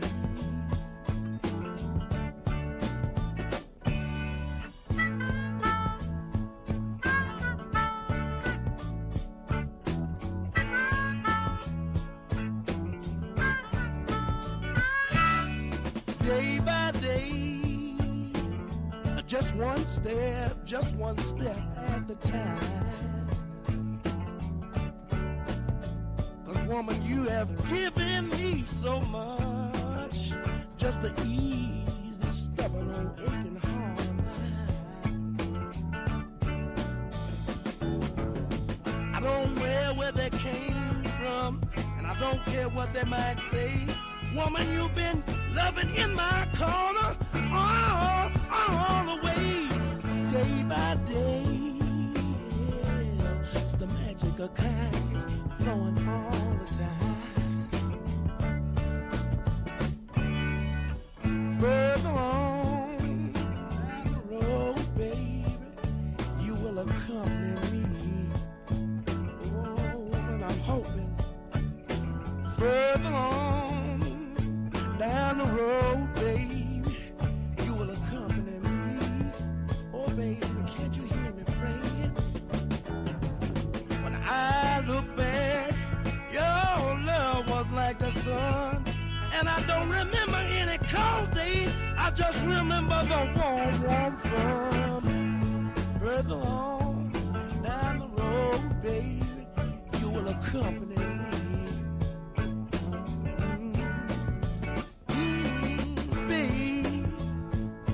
Oh, baby, oh, baby.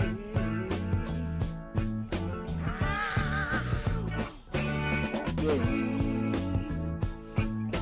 baby. Oh, baby, oh, baby. Ooh, baby. Oh, darling. Oh, baby. Oh, darling. Oh, baby. Oh, did you hear that country sound?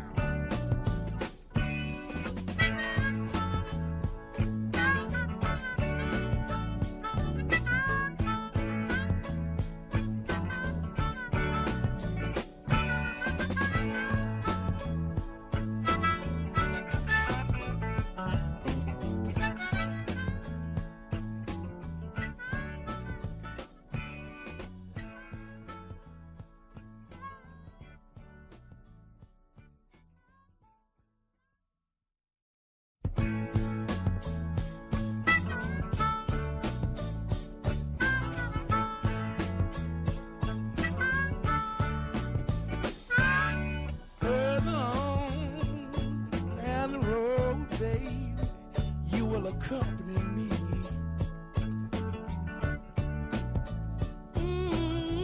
Further on down the road, babe, you will accompany me.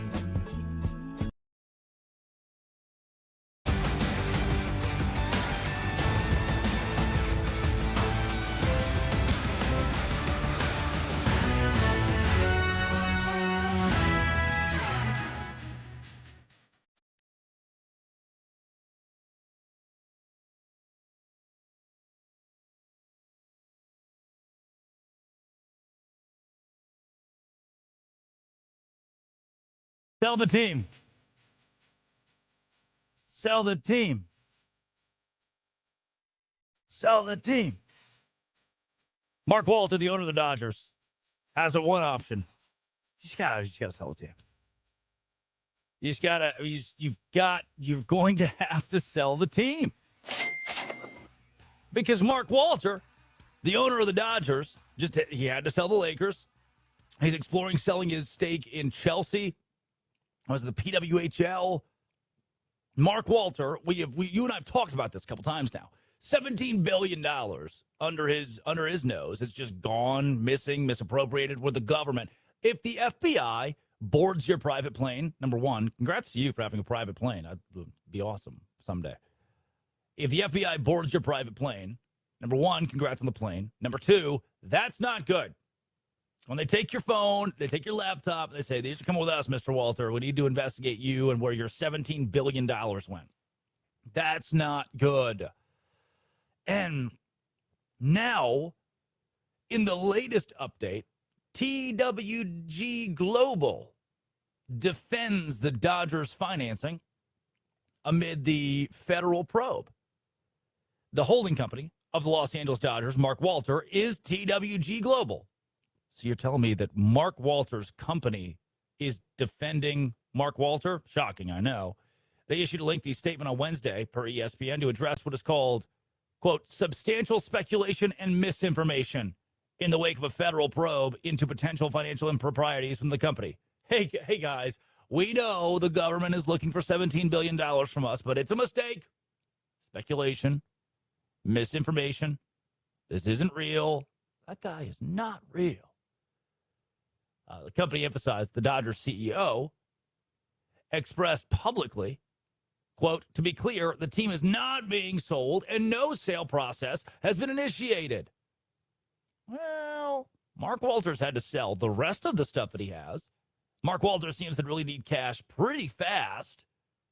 Wouldn't the Dodgers, who could bring in 10, 11, 12 billion dollars, wouldn't the Dodgers be on the chopping block if Mark Walter needs cash now? Of course they are. But if you're the TWG, if you're the companies, if you're the Dodgers owner, what do you want to tell the people? We're not going to sell. You want them to believe you as long as you can get away with it until the day comes. They say, you know what? That guy was corrupt enough that he's going to have to sell. And Mark, you just won yourself a free ticket, a one-way stop to our idiot of the day. Idiot of the day. You are listening to Westwood One Sports and the Westwood One Sports app. It is the Drake Toll Show. Drake Toll with you from the Savannah Bananas organization, locked on Big 12 and right here on Westwood One Sports. Addie Bates produces. Laura Jimenez runs the board. Please welcome from MLB Network, our own Addie Bates. Addie, good morning. Good morning. Good to see you. Yeah, it's been a minute. TWG Global, company owned by Mark Walter, supports Mark Walter. I don't see how. We have one owner in California of the San Francisco 49ers, Jed York, who's trying to pork gals at the trailer park who are prostitutes. And another owner, Mark Walter, who the government's saying, hey, give us your phone and your laptop. We're missing $17 billion. Sounds like that guy's probably going to have to offload his $10 billion asset. California love. That's all I'm hearing from this. That's all I'm hearing. Yeah, no, it's really funny. And what did Mark Walter have to do? Because he was trying to gain some capital. What did he do? Who did he reach out to? Do you know? He reached out to Mets owner Steve Cohen. Not Cohen? Yeah. He reached out to another billionaire. Hey, please, I need help. I need help with capital. I need to reach out to your company. Please help me. Please bail me out. And now he's saying that, no, we're not going to sell. Our revenue is greater than any other team, which there probably is truth to that. There's probably truth to that, but that's because of the TV deal where they don't have to give up as much. So when you don't have to, pay as much into a system, then you're going to keep more money. Obviously, that's just simple math. And so your revenue is going to look larger than it actually is. Your margins are going to look a lot different. Somebody get these beggars out of here. Exactly. We're reaching out to other billionaires because we got to bail ourselves out. But don't worry, because we said that we make enough money. Our revenue's great. Revenue's great. Here's the thing. Here's what people, because the first thing that I would think, like, who owns the New Orleans Saints? Who owns the Charlotte Hornets? Who owns the Saints, the Roonies? Who owns the Orlando Magic? Who owns the Toronto Blue Jays? Or the what? Okay, stop answering. It's antithetical to the point. If I asked the general public who owns a list of 10 franchises, which is where I was going there, thank you for naming half of them, most people could get 2 or 3. Like, Jerry Jones. Like, yeah, good, nice. Robert Kraft, good, very good. You could start, you could build out 2 or 3 out of 10. Okay? Most people don't give a hoot who the owner is of their franchise, who the owner is of a franchise across the country. They don't care. In this case, you should care. Why? Because in Major League Baseball, the owner, their capital, their money, their back pocket, that matters a whole damn lot to the operation, far more than other leagues, since there isn't a salary cap, and the owner can kind of just pay whatever he wants to the players that he harbors on his rosters. Mark Walter built the Dodgers into what they are today. Now, got some help from Major League Baseball after the Dodgers filed for bankruptcy 15 years ago, and now they have some breaks because of that. But he built the Dodgers into what they are. If Mark Walter has to sell the team, if he goes down, the Dodgers and what they built go down with him. I believe that. Well, I feel like this is just like a domino effect that's affecting now all of these organizations that he's a part of. We saw with the Los Angeles Lakers that Jeannie Buss is asking a court to block siblings' vote to sell their Lakers shares. And what had happened earlier this year? What happened? Oh, Mark Walter sold the team to Josh Kushner and Bob Iger at $12.5 billion valuation. So now we're seeing the other owners like, hey, we don't want to sell our shares. No, we do. It's just, I feel like this is creating a lot of issues with any team that he's a part of. And he's saying, like, I'm not going to sell a team. There's no plans on selling. They keep coming out and saying that.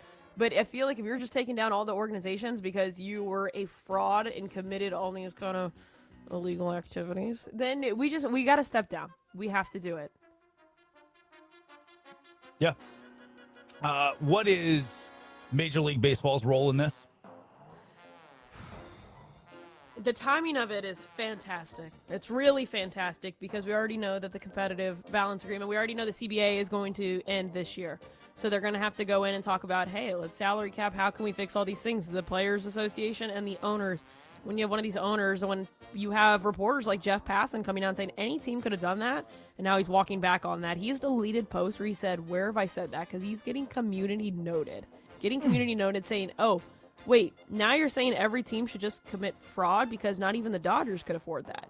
They couldn't even afford that. And so what's going to happen is they're all going to get together, and they're going to talk about a salary cap, and they're going to talk about, hey, so we realize that even the richest of teams are unable to do this. This isn't a sustainable model. We're going to have to fix the game, but that's not going to be a conversation that happens overnight or in a week or in a month. It'll take a long time for baseball to get back on its feet. Salary cap, baby. Woo! Yeah. Come on now. Listen, this time next year, in the exact no AL West team will be over 500. They'll all be 0-0. But once again, I mean, kind of, time's a circle. No AL West team will be above 500. I say that. The Astros are a game up now. Woo! I think they're 2 games up the division and a game above 500. They lost last night pretty bad. Yep, well, so do the Rangers. So, yeah, no. Yep, still every team in the AL West is below 500. They actually, AL West teams will have a worse winning percentage this time next year at 0-0. They'll have a worse winning percentage today than they will this time next year at 0-0 when we lock out and don't even play baseball. Those are your idiots of the day. Laura Jimenez runs the board. Addie Bates produces. When we come back, oh no. College football just said you can't have NFL players. And this one team, this one coach said, we don't care. We'll do it anyway. Westwood One Sports, the Westwood One Sports app. That's next. This is the Drake Toll Show.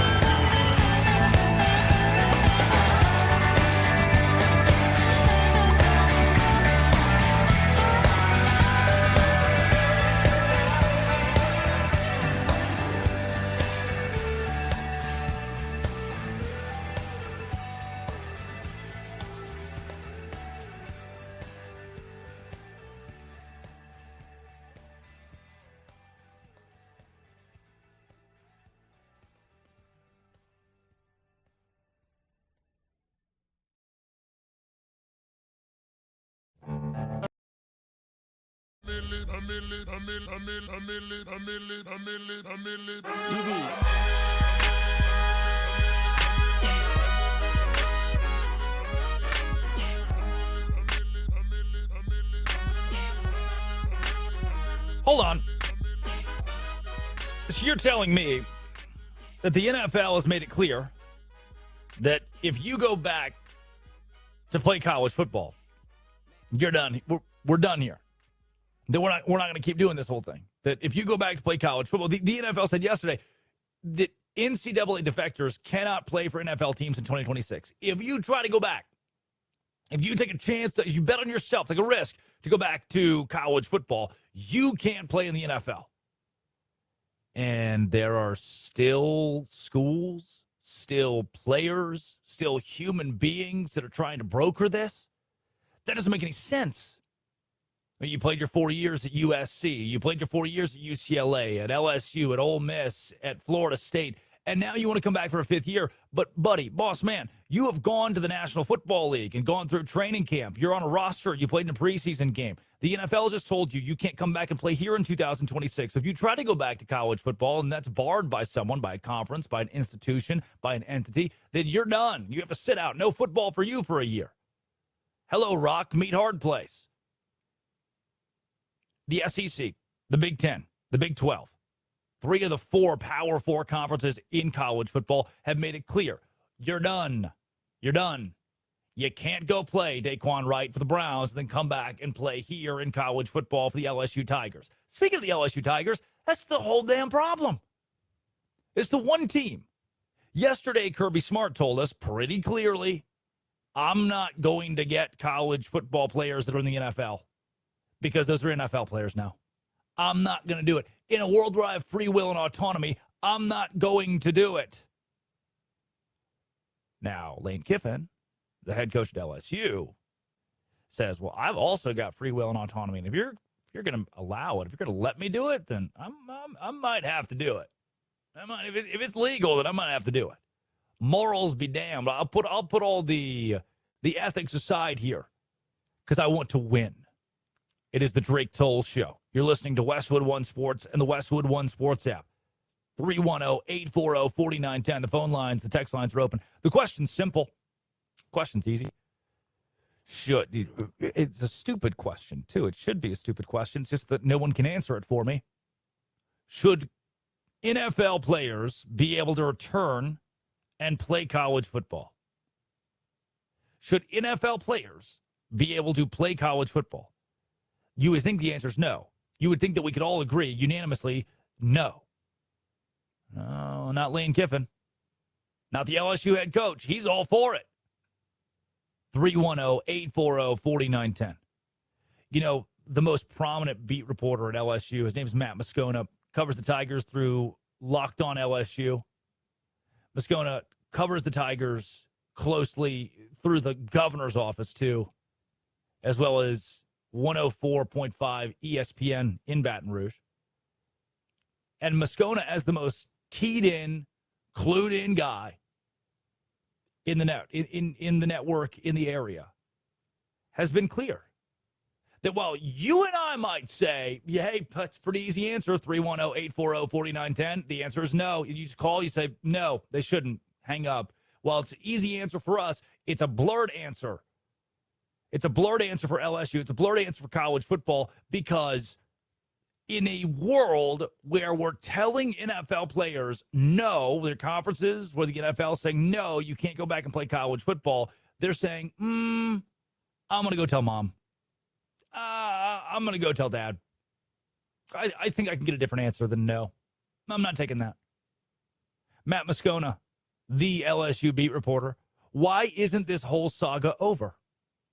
LSU is not suing the NCAA or the SEC.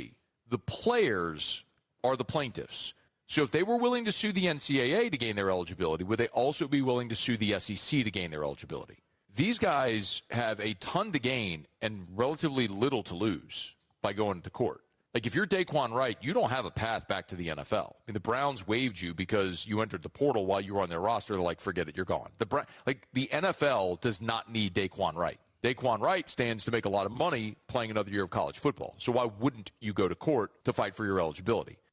That's why it's not over. That's why it's not over, because they're about to sue anyone and everyone, every entity, to come back and play college football. And why does a Daquan Wright want to play college football? I get it.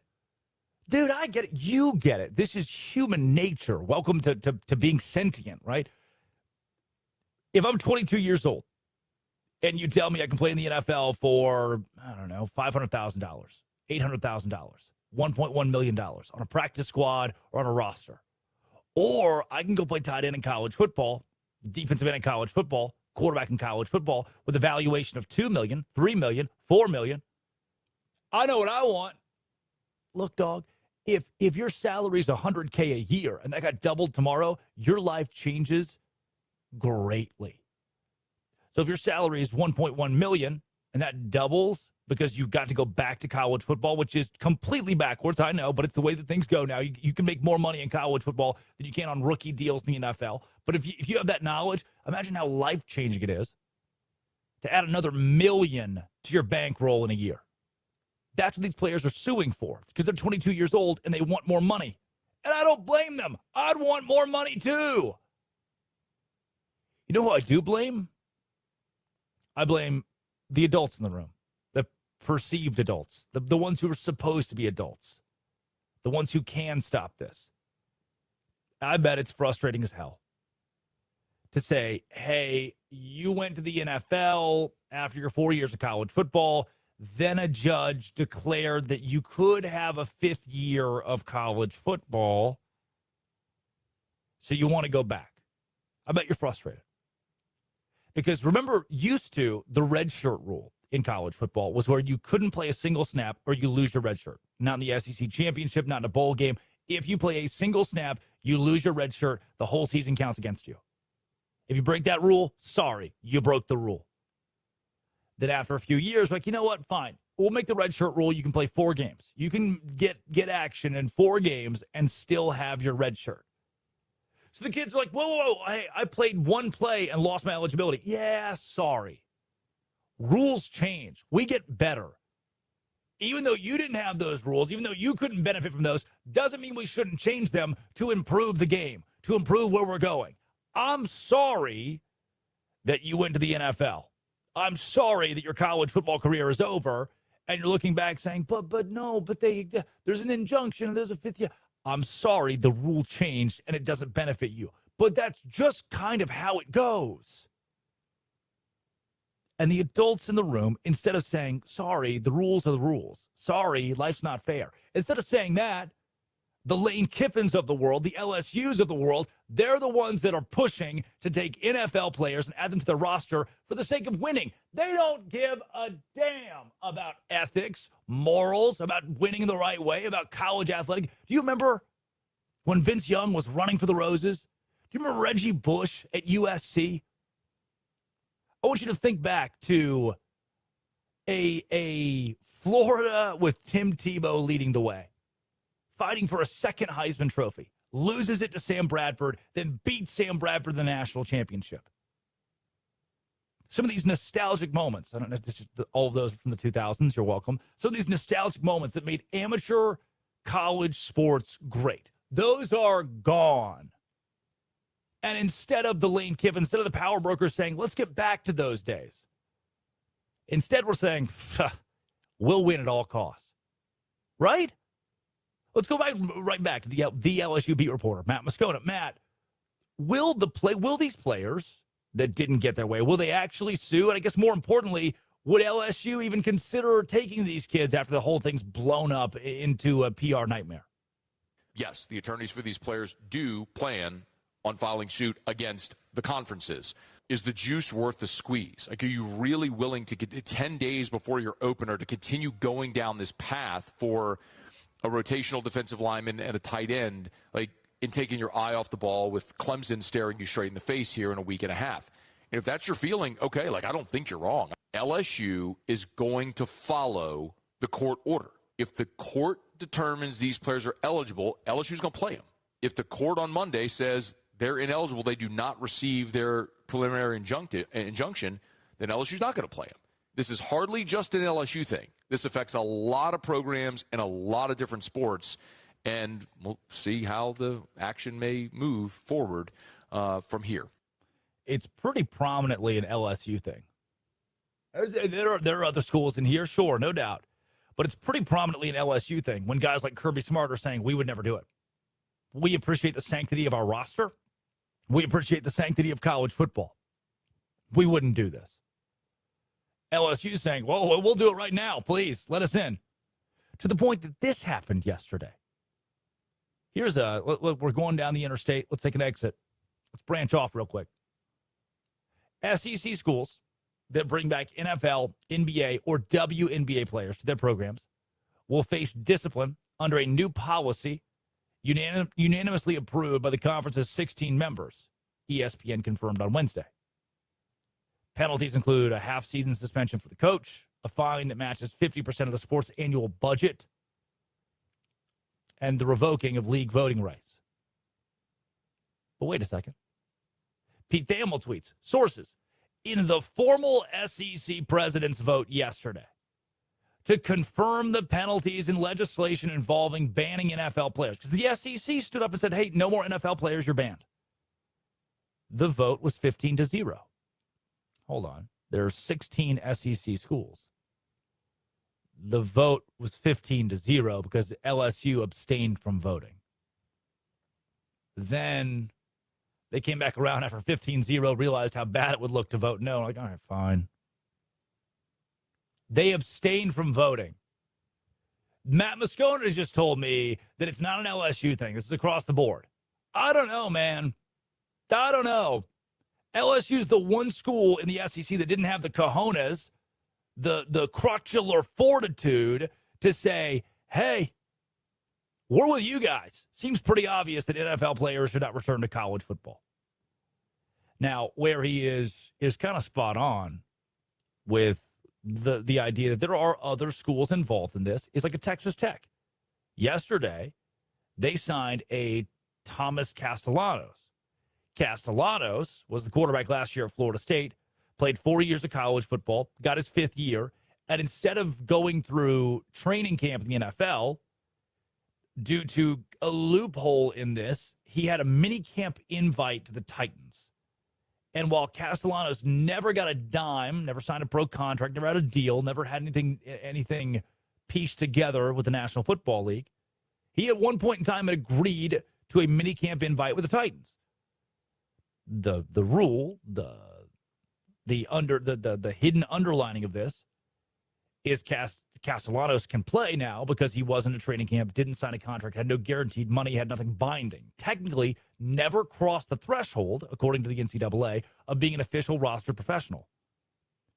So there are ways. I mean, if you've sat on the couch, happened to Hosea Wheeler. He was an Indiana defensive lineman. He's at Baylor now. If you want your fifth year and you didn't play in the NFL, you didn't go to training camp, you didn't sign a contract, didn't make a dime, you can still do that and do it unabridged. That's where it gets really blurry. The whole thing is just messed up, screwed up, bass-ackwards. LSU's saying, hey, well, those guys are getting the dudes who've been on their couch. We want the NFL players. We want the dudes who've been fighting for a roster spot. Oh, you're a Tampa Bay Buccaneer. Oh, you're a Seattle Seahawk. Oh, you had an interception in your last preseason game. Trade in your Dallas Cowboys uniform for an LSU Tigers jersey. Again, 310-840-4910. I hope you and I are normal enough to understand how messed up that is. I hope you and I have the right headspace to say, hey, that's bad and we shouldn't do that. Because it seems pretty common sense to me that is the case. It's Westwood One Sports and the Westwood One Sports app. Drake Toll with you. Addie Bates produces. Laura Jimenez runs the board. He is a legend. John McClain, covering all things Houston. Yesterday, I said something on a one-off. I was listening back to the show. Just like, did I really say that? I said the Houston Texans might win the Super Bowl. Here's why that is a fact. Coming up next with John McClain. This is Westwood One Sports. It is the Westwood One Sports app. This is the Drake Tolles Show.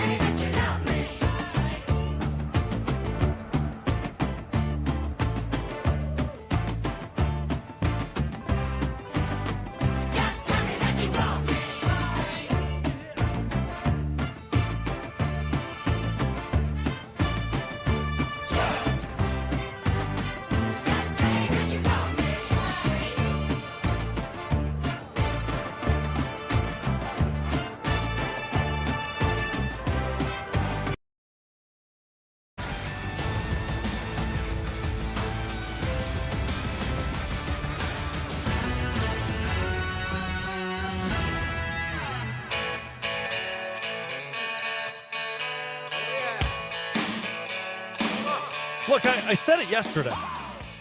I didn't stutter. I had to go back and make sure that I said it. I fleshed it out, but I said it. I said the Houston Texans are Super Bowl caliber in 2026. And I hang my hat on the defense of the Houston Texans when I give you the take that they are Super Bowl caliber in 2026. And I think ultimately they are, even you ask the betting sites, because everybody wants to go to the betting sites. What are their odds? You ask the betting sites, they are underrated in the AFC in 2026. I believe that. I'll stand by that. But am I right?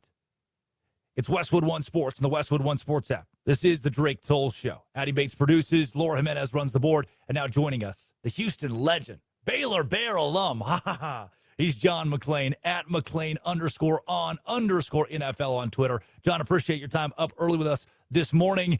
And the Houston Texans, the defense I know is Super Bowl caliber. The offense, especially with the addition of Kayshon Boutte coming over from New England, is the offense Super Bowl caliber?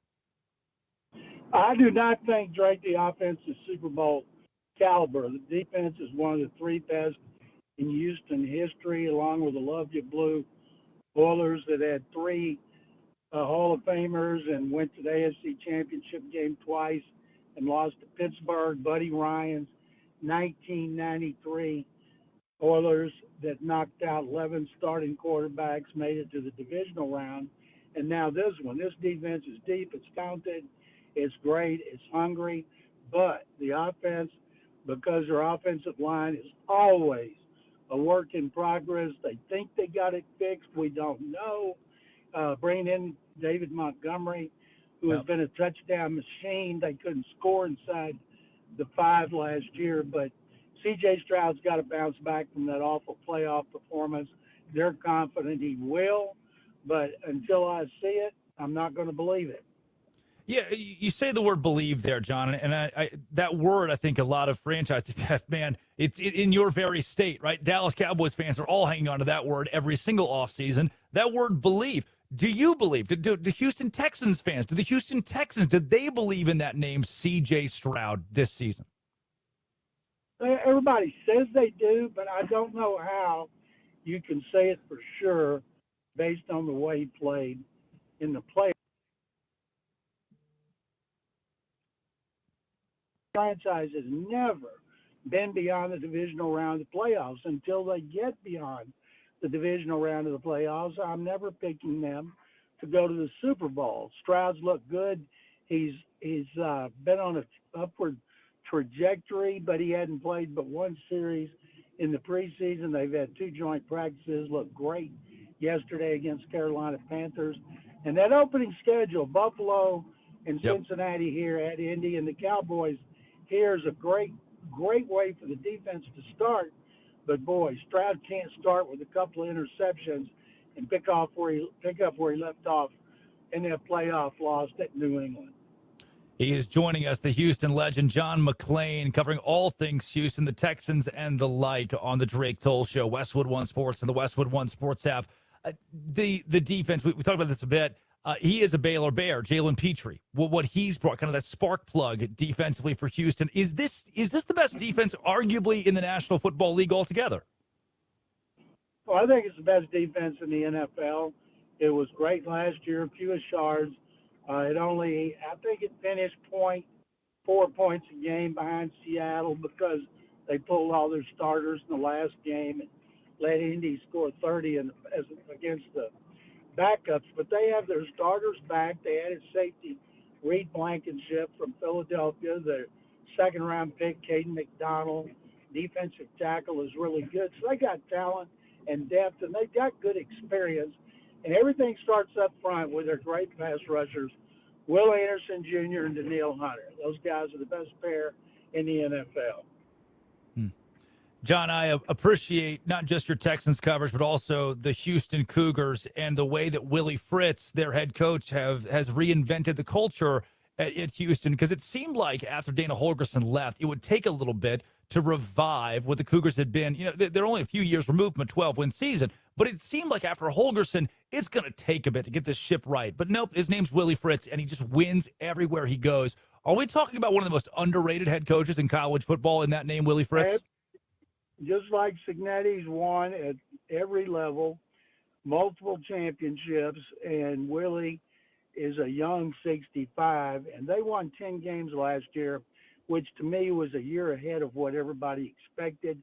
Yeah. Right now, they're the third best team in the Big 12 behind Texas Tech and BYU, but 10-3 in the second year. They got a lot of talent, and this will surprise a lot of people, is they had the second most NIL money to Texas Tech in the Big 12, and that kind of surprises me. But Fritz is a great coach. I hope Baylor's next head coach will be somebody that's won at multiple levels too.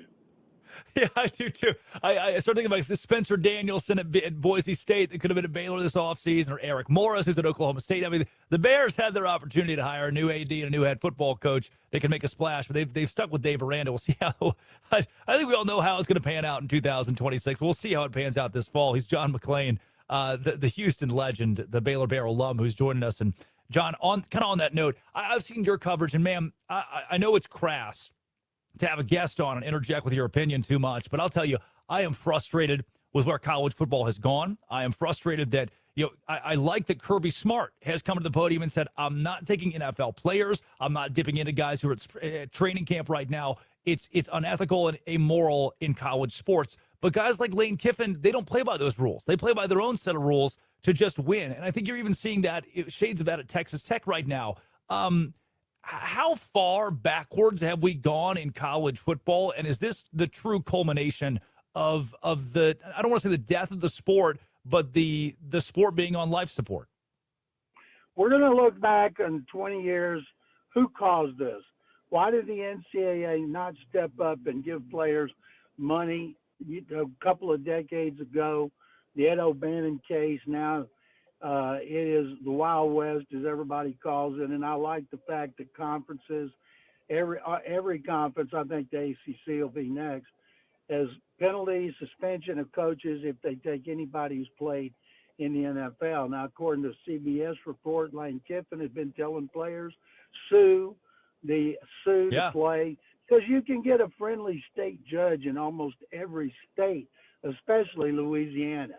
But I think it's reprehensible, some of the things that Kiffin does, but it's what he's done his entire career, and I can't wait to see the college football season start because, he's the bad boy of college football, and he revels in that reputation. LSU is going to be good. It's always amazing to me, Drake, the way LSU can come up with all this NIL money, and I wonder what poor state agency is losing money so they can pay players to come to LSU. It's been going on forever, of course.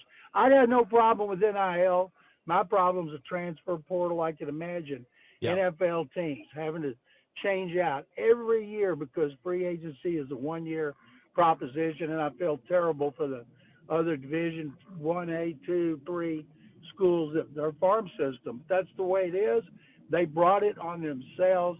I like to think somehow some conference is going to overrule a judge, and they will go to court, and they will suspend a coach. And if you do it one time, Drake, coaches will not do it again.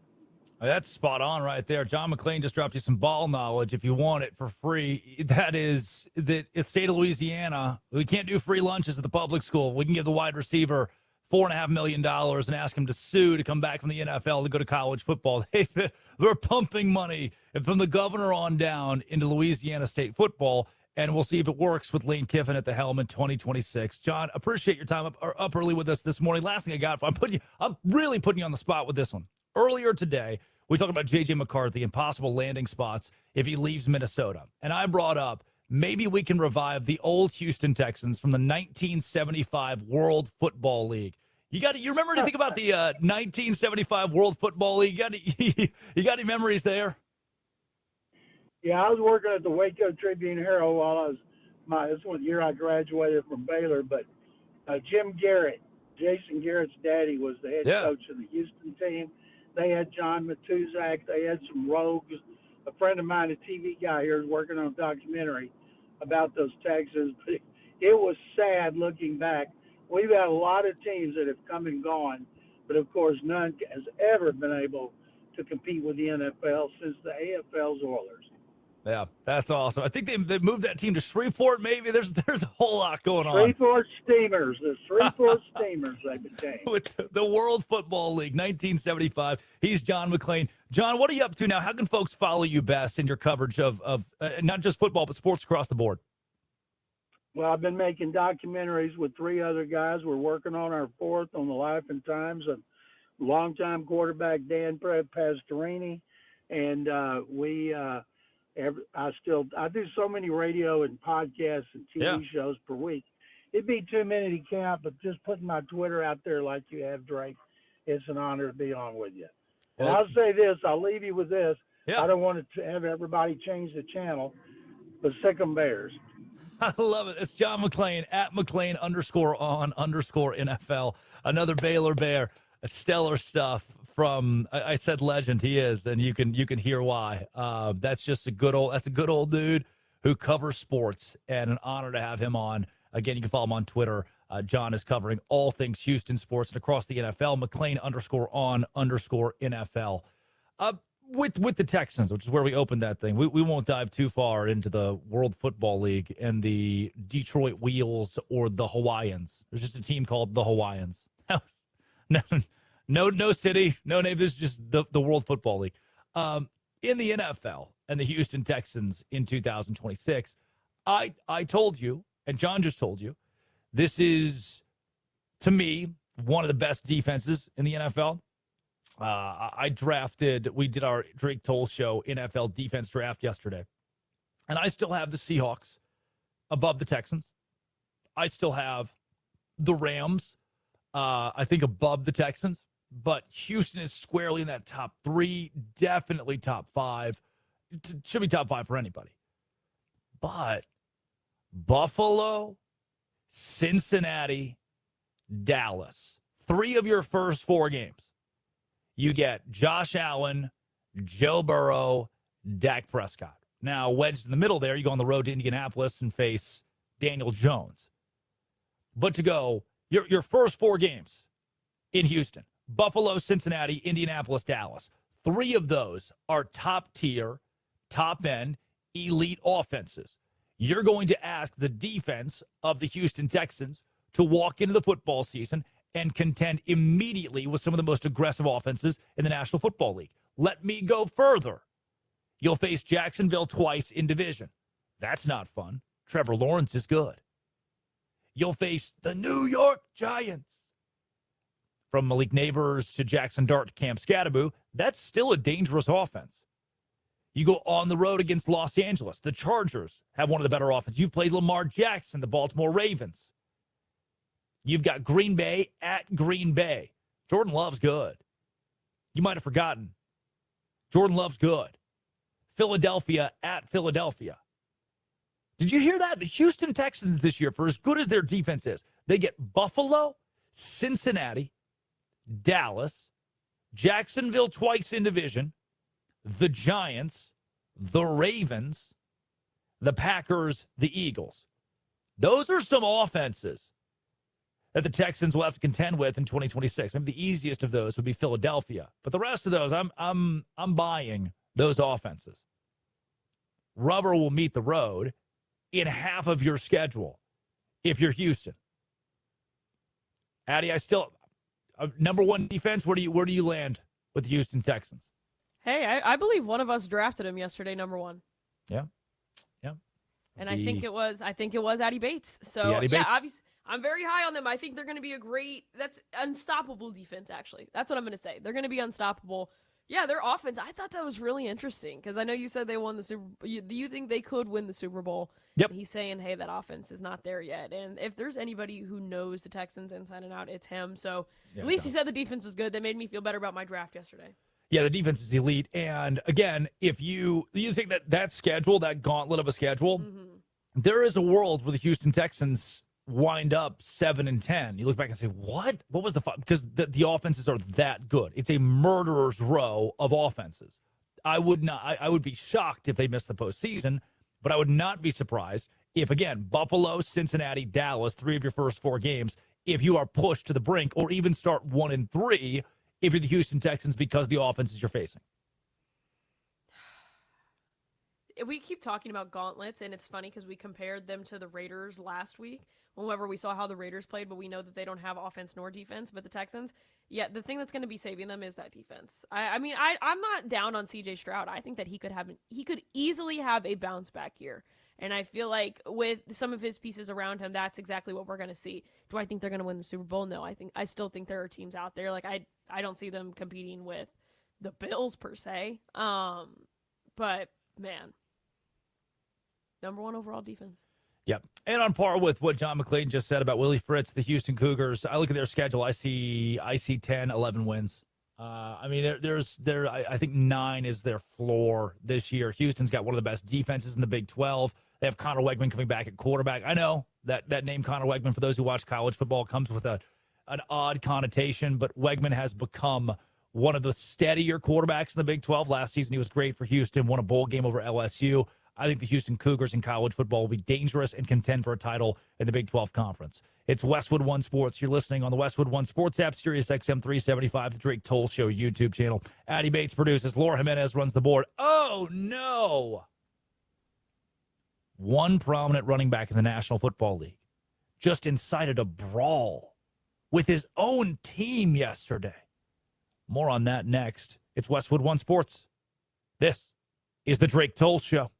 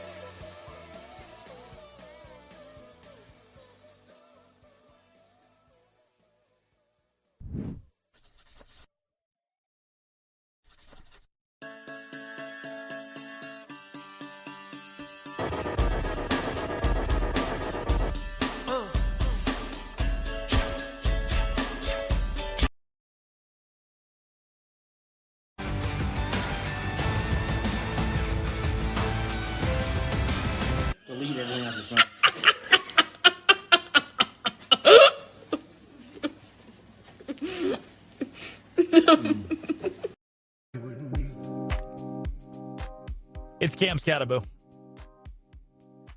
If I said that a running back in the NFL incited a fight, incited a brawl at his own practice, and I gave you 3 guesses, please tell me that you watch enough NFL to be like, oh, no, that's probably Cam Scatterbo. I don't know if he's okay. And that has nothing to do with that has nothing to do with his injury, with him breaking his leg into 17 pieces last year, and more to do with just hurt myself. Brain-wise. That's the same Cam Scatterbo who did break his leg into 17 pieces, and then his response after that was to do a backflip. I will not hurt myself.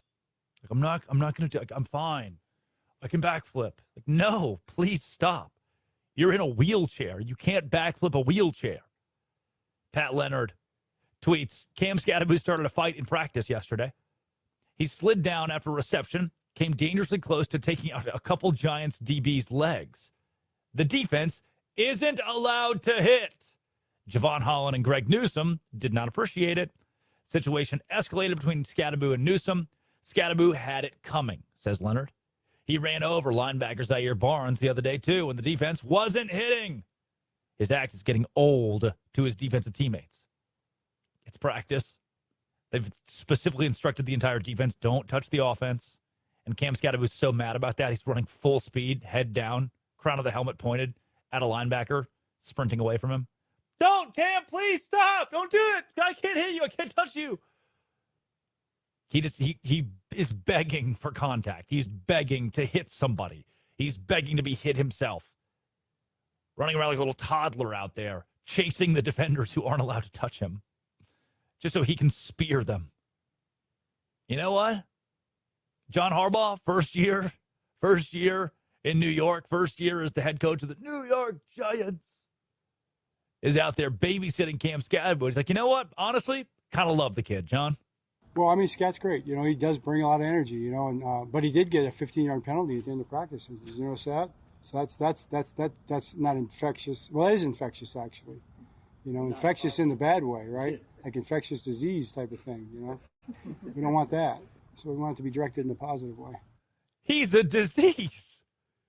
The head coach of the Giants just called one of his players an infectious disease. Take that, Cam Scatterbo. It is the Drake Toll Show. You're listening to Westwood One Sports and the Westwood One Sports app. 310-840-4910. Cam Scatterbo, the running back for the Giants, is an infectious disease. Infectious in the bad way, right? It's not in a good way. Damn near comparing the kid to Ebola out there. Everybody else in the NFL, they're signing their Bijan Robinsons, their Jonathan Taylors to these massive lucrative deals. They love their Saquon Barkleys and Derrick Henrys. The Giants are calling their running back a disease. What's the one where he's gangrene? Cam Scatterbo, inciting brawls of practice. Addy, do you love it, or is he a lovable idiot, or is he a negative, chaotic idiot? What kind of idiot is Cam Scatterbo? He's an idiot, that's for sure. Period. Yeah, he's just an idiot. I'm sorry. He's just like I said earlier, like he is like a little toddler. He's like, let me out, like Scrappy-Doo. That is who he is. He is Scrappy-Doo going out there just trying to tackle people. But I think that's all his brain knows. I think it is literally just attack, fight, charge, run. So he's just, when he's not breaking his feet out there, there's literally videos of him smashing his head into a wall before a game. That's how he hyped himself up, is via short-term CTE, I guess. I kind of like it. Infectious disease type of thing. You would like that. I do. I kind of like that he's just head down, just destructive. I think that's because that's how you are during the show. Beforehand, you're over there like banging your head into a wall. Why do you think there's football helmets behind Drake if you're on the YouTube? What? I think that he's an iPad adult. So you have iPad kids. I walked into a restaurant last week. It's on the beach in Florida. Take in the scenes, touch the grass, watch the dolphins fly. And I walk into this restaurant, Nona's. They do pizza there, Italian. Kids just buried deep, headphones on, larger than yours, into an iPad. Come on, man. I had to call you out for being on your phone yesterday during the game, and we have pictures of you on your iPad during the show. I don't have an iPad. In the dark. You'll sit there with your little phone like this. Sometimes I do that. Sometimes I sit in the dark because you it's are a little therapeutic. iPad kid. You and Cam are actually the exact same person. I don't break my leg. I will hurt I will not hurt myself. Drake will hurt himself. I will hurt myself. It is the Drake Toll Show. Addie Bates produces. Laura Jimenez runs the board. That's not the only news out of the NFL yesterday that made me giggle a little bit. Jim Brown. Didn't giggle with that news. Let's give you a 49ers electrical substation update. It is time for today's 49ers injury report, powered by the electrical substation. That's right. There's an electrical substation that is positioned right next to Levi Stadium, and throughout training camp, 49ers continue to be injured one after the other because apparently, electrical substations are known to rot your tendons and bones and brain. Maybe that's what made the owner of the 49ers, Jed York, go to a trailer park to try to get a prostitute this week is the electrical substation. No one is more hurt than the 49ers. 25 players listed on the injury report during camp. The second most is 16 from the Saints. In the last 10 years, all 10 of those years, the 49ers have been in the top 10 for injuries. At some point, Addie, we have to take the electrical substation and move it to Cleveland. Just give it to Cleveland, make it their problem, delete the whole franchise. That's actually very smart. I think instead of kind of vandalizing statues, which they are doing over there in Cleveland, I think we just move the substation over there. That is their punishment. That is the Haslam's punishment till they can figure out how to run an organization. Because right now the 49ers, what did they do to deserve that? Sure, their owner went to a trailer park trying to get a prostitute. And sure, Kyle Shanahan was apparently or not apparently on his phone when he got into a car accident. Like, these are great people, guys. Has anything good happened to the 49ers this offseason? Have they done anything good yet? All I'm seeing is really messed up storylines, really weird headlines. Yes, their head coach gets into a car wreck. They hid. They kept a secret from the world for 2 weeks. Their owner went and got a prostitute. And the electrical substation is rotting. Where's George Kittle? Has anyone seen George Kittle?